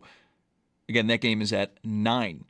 Over the weekend, the Bills continued to add to their coaching staff. Jim Leonard, the big name added to the staff, comes in as defensive coordinator after serving as the assistant head coach and passing game coordinator last season for Denver. We've also gotten word on a number of position coaches coming in as well. And for more on all of this, we do have pieces up at our website, WGR550.com. And then some other coaching news. The Ravens, they're hiring Dolphins defensive coordinator Anthony Weaver. He's going to serve in the same role with Baltimore. And the Broncos, they find their offense coordinator through promotion as they elevate quarterback coach Davis Webb. And Webb has been with Denver since 2023. That's Paddock Chevrolet Sports Headlines. Paddock Chevrolet celebrating 90 years of being your hometown dealership. I'm Zach Jones for WGR Sports Radio 550.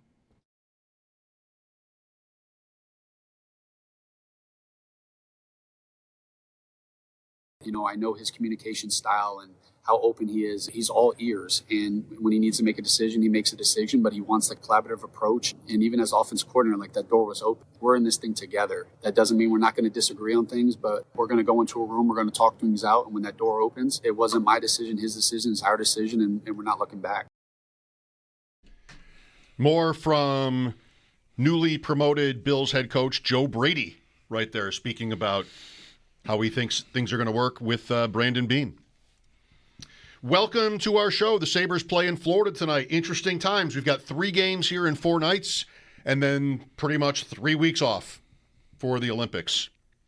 Again, Miracle on Ice, fresh in my mind from this I think is kind of funny. I got home, was that Friday night? I got home Friday night from curling in Mississauga, and my wife was all bundled up on, in her chair watching Miracle, which, every few months, Miracle is on in my house. The movie. The movie. And I said to her, I don't know if you heard about it, but there's a new documentary about it that just launched today, like on Netflix. And she said, good, we'll watch that next. So that decision was made. She had, I was, game for that. Heart a flitter. Right. If that's the expression. Like flutter. A flutter. Heart's flutter. a flutter. Flutter. All right, well, you want flutter. You can tell I don't use that one very much. Right. But she was going to watch the second half of Miracle, which I did as well. All right. And then right to the hour 45-minute documentary on the same subject. That's a lot there. Really to stick it through, to watch the second half of a movie you've seen multiple times already. Not just turn it off. To put off, yeah. See, yeah, that's she loves that movie. She loves that movie. That's the truth there. Yeah. Because I just what is like 7 o'clock, 8 o'clock? What are we talking about? Yeah. Something in there, 7:30. If the roles are reversed here, and I can't fathom a scenario where my wife walks into the room and says, there's a new documentary about the 1980, but maybe she's heard about it at work or something. But I still have 45 minutes to go in the show I'm watching. And it's 8 o'clock already. There's no way I'm starting another 2-hour or thereabouts production.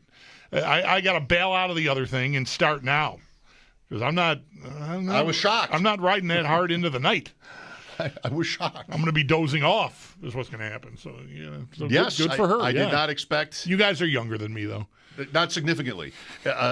She is. But I did not expect, the double down on 1980 ice hockey nostalgia.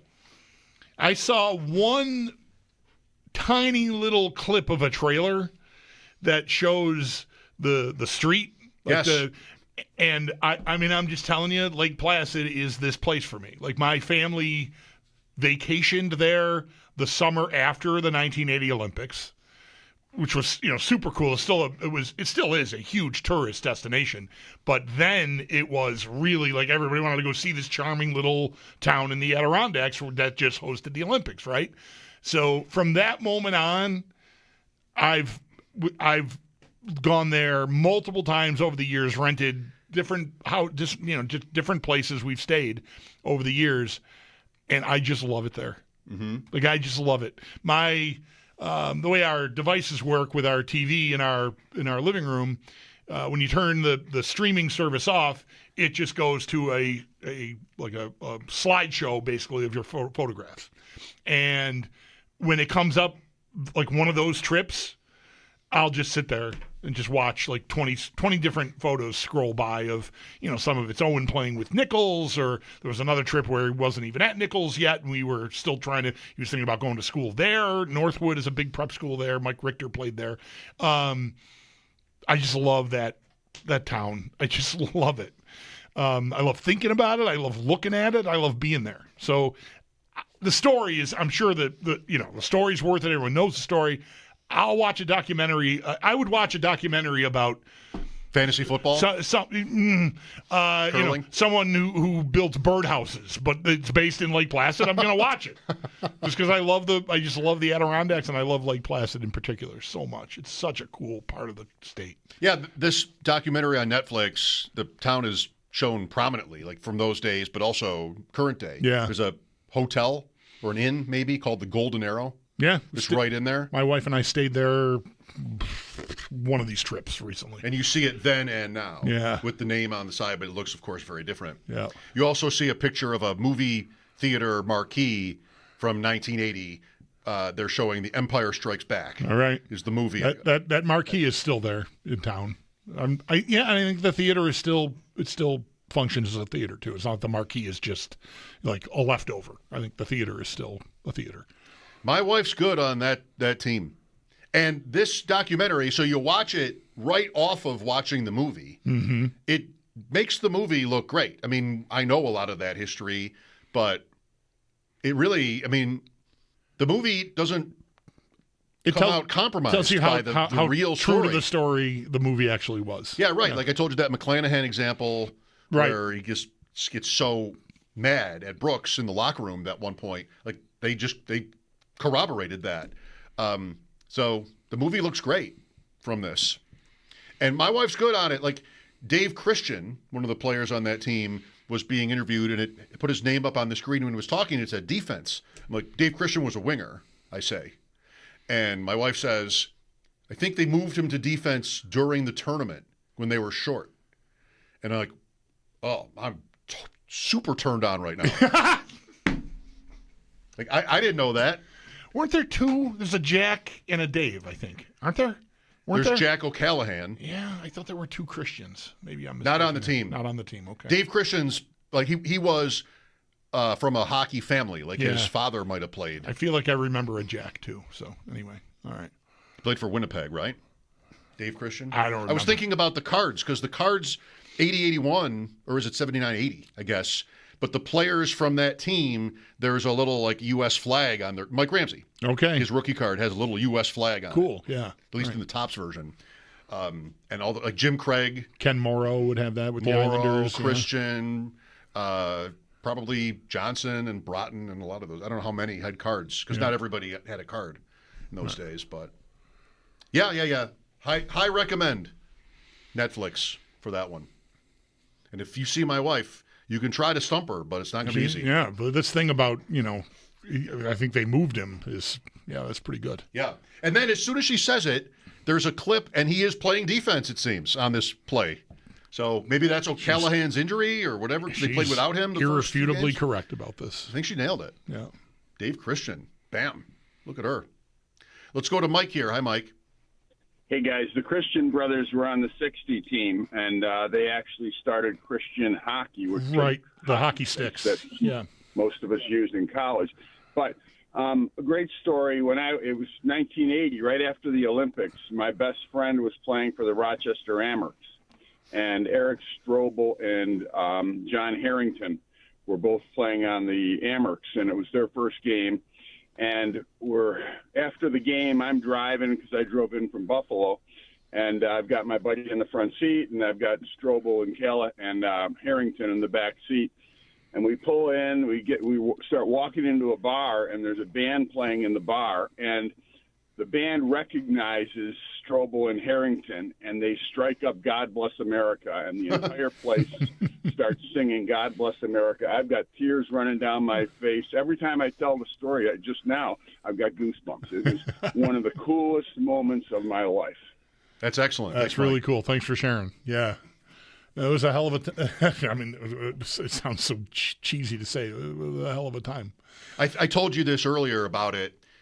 The best part of this documentary is most of the players, or several of the players that are interviewed for it, are shown news footage from those, that time that they're in or their family is in. So like Eruzione he lived in a house with like 30 people growing up. Three-story house, all kinds of cousins and grandparents. And so he sits there and watches a local television news story about his family, and they're all like on the screen. Probably like guys' parents who are likely deceased. You see Callahan sitting there watching his dad, and Jim Craig is sitting there watching a thing about his dad. And they all got choked up by that. Like one by one. Yeah. That was the thing. Eruzione, you've probably talked to him. I've talked to him a few times. ESPN, and I think even in here once. Yep. Some of those, like Mike Ramsey, some of those guys, Eruzione has to have done 10,000 interviews about Miracle on Ice. I mean, he's never shy, and you just always see him, and he's had to tell the same story about his goal and having to do those Herbies in Norway when they turn the lights off. Again. All of that. Right. He must have told these stories just hundreds, if not thousands of times. And he still does it. And he does it, it seems like with a smile on his face, like he's game. But then you put a video of his parents and siblings in front of him, and he loses it. Like that's... Right. They can all tell the story about how those games went. Like it's nothing. I mean, they're probably seeing numb their from how many families times. in that context. Yeah. Yeah, and of course, this is what is something that makes life interesting. You get older, and they're all there together in that arena. I mean, it's 45 years ago, and just sort of taking stock of it all. They're old men. Yep. And they're just bonded by that. Most of them were there, I think, for this. A few have died. Three players, I think, have died from that team. But they had most of the rest of them. Yep. Together for this. In that locker room, you've probably been in that locker room, and then, in the arena, I've been there too. Super cool. Love the speed skating out in front of that high school. Still the best. The thing that I look forward to the most when I go to Lake Placid is just seeing that. I think Hayden was probably my first favorite athlete. Because that's where, of course, all the others, the ski jump and the toboggan run and all that, that's, 10, 20 minutes out of town. Of course, the hockey rink. But to me, you like pull into Lake Placid, like in the village of Lake Placid, like there's the speed skating venue. It's not event. It's just the front of the high school. Right. It's just, and it still looks almost to my eyes exactly the same. It just is such a cool thing. Hayden says how he's in it. He says how it just perfectly aligned that my races were alternating perfectly with the hockey games. Oh, wow. So he cool. could go to all the hockey games. Yeah. We have a hockey game tonight, Sabres and Panthers. Pregame coming up at 6. Dominic Hasek is interviewed by Paul Hamilton in our pregame show tonight. There's a movie about him that launches tonight. That'll be at the Sabres website, and we'll get the... I think it actually launched last night. Oh, it did? There was a premiere for it Friday night, but yeah, I think last night, because it was... I was like, do I want to watch that or the outdoor game? I'd settled on the game. I figured I'll watch this thing some other time. So I'm pretty sure it debuted last night. So Dom was around then? Yeah, right. He was at the premiere, and that might be where Paul caught up with him. Very good. So that's something to look forward to. We'll be right back. Mike Schopp and the Bulldog, WGR.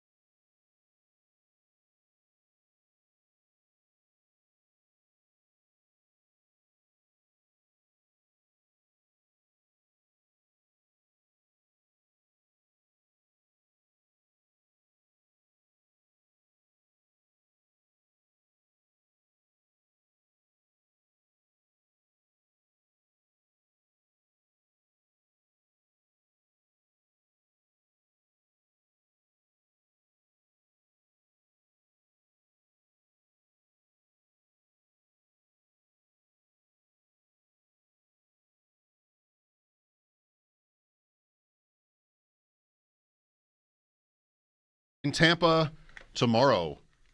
Tampa coming off wild comeback win outdoors over Boston last night, 6-5 shootout. We're down, shootout 5-1. They were down. They got a goal, and then there was a huge mashup. Swayman started swinging at some Tampa player that was down in his crease that he felt was too close, and here comes Vasilevsky. This was pretty good. His goalie fights, go was all right. The fact that it was outside, and then Boston, I think at one point took, was it 7 or 9? Couldn't have been 9. 9 is just too many. 7's a lot. 7 penalties in a row. Oh, that should never happen. I mean, by the time the second was over, 5-4, Tampa eventually tied it, and they played overtime and had to go to a shootout. Gensel won it in the shootout.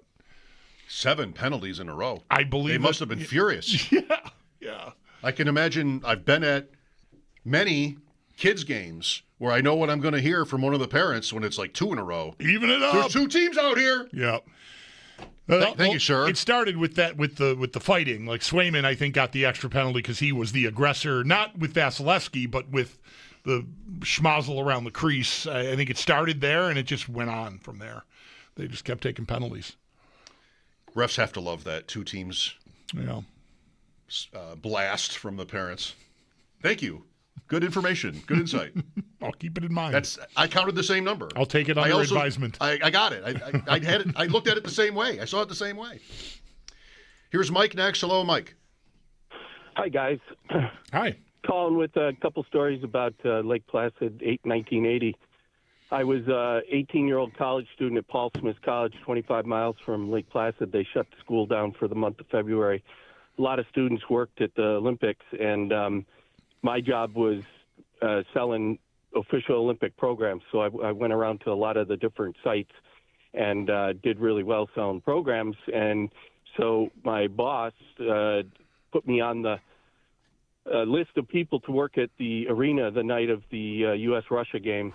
And so I wasn't working that night. I got standing room only and got to see the game. A couple days before the game, I was on a bus going from one side of Placid to the other, and the guy sitting behind me started talking to somebody, and I picked up on the fact that he was the Norwegian hockey coach. So I turned around and I said, what are the chances the U.S. beats Russia a couple nights from now? And he said, no chance. If you have a ticket, sell it. And I said, are you sure? I've seen them play a couple times. They look pretty good. And he said, he looked at me with just dead eyes and said, who's the hockey coach, you or me? and I said, well, you are. And he said, then listen to me. And I always wondered after the U.S. beat Russia if he ever thought of me on that bus. You didn't sell your ticket. Let me just confirm that. Well, no, I didn't have a ticket. I was put on a work list for the arena and got in based on that. Right. Nice. So it was pretty cool. So this last summer I was up camping with my 3 boys, and it was a rainy day, so we went into the Olympic Museum, and part of the tour is you can go into the arena. So as we started to walk through the doors, I hadn't been in the arena since 1980, and I started walking through the doors, and I said, let me show you boys where I stood during the game, and I just broke into tears. Yeah. It was so emotional. Thank you, Mike, for sharing all that with us. Really cool. How many people do you know who were there? I mean, Larry Felser was there. Okay. I knew him. Now we know Mike. I don't know anybody else who was there, I think, other than like the players. But the players in the documentary, maybe they've always said this, they all kind of said, including Brooks, apparently, yeah, we knew we had no chance. They all agreed with the Norway coach. Right. They knew they had no chance until the game, maybe it was that goal for 2-2. Right. At the end of the first period. Like, all right, well, we're in it. We'll see what happens. Right. But yeah, they were all like kind of matter-of-factly, no way. Just played them. We lost by 1 million. Nobody beats this team. Or so they thought. Pre-game for Sabres-Panthers next here on WGR.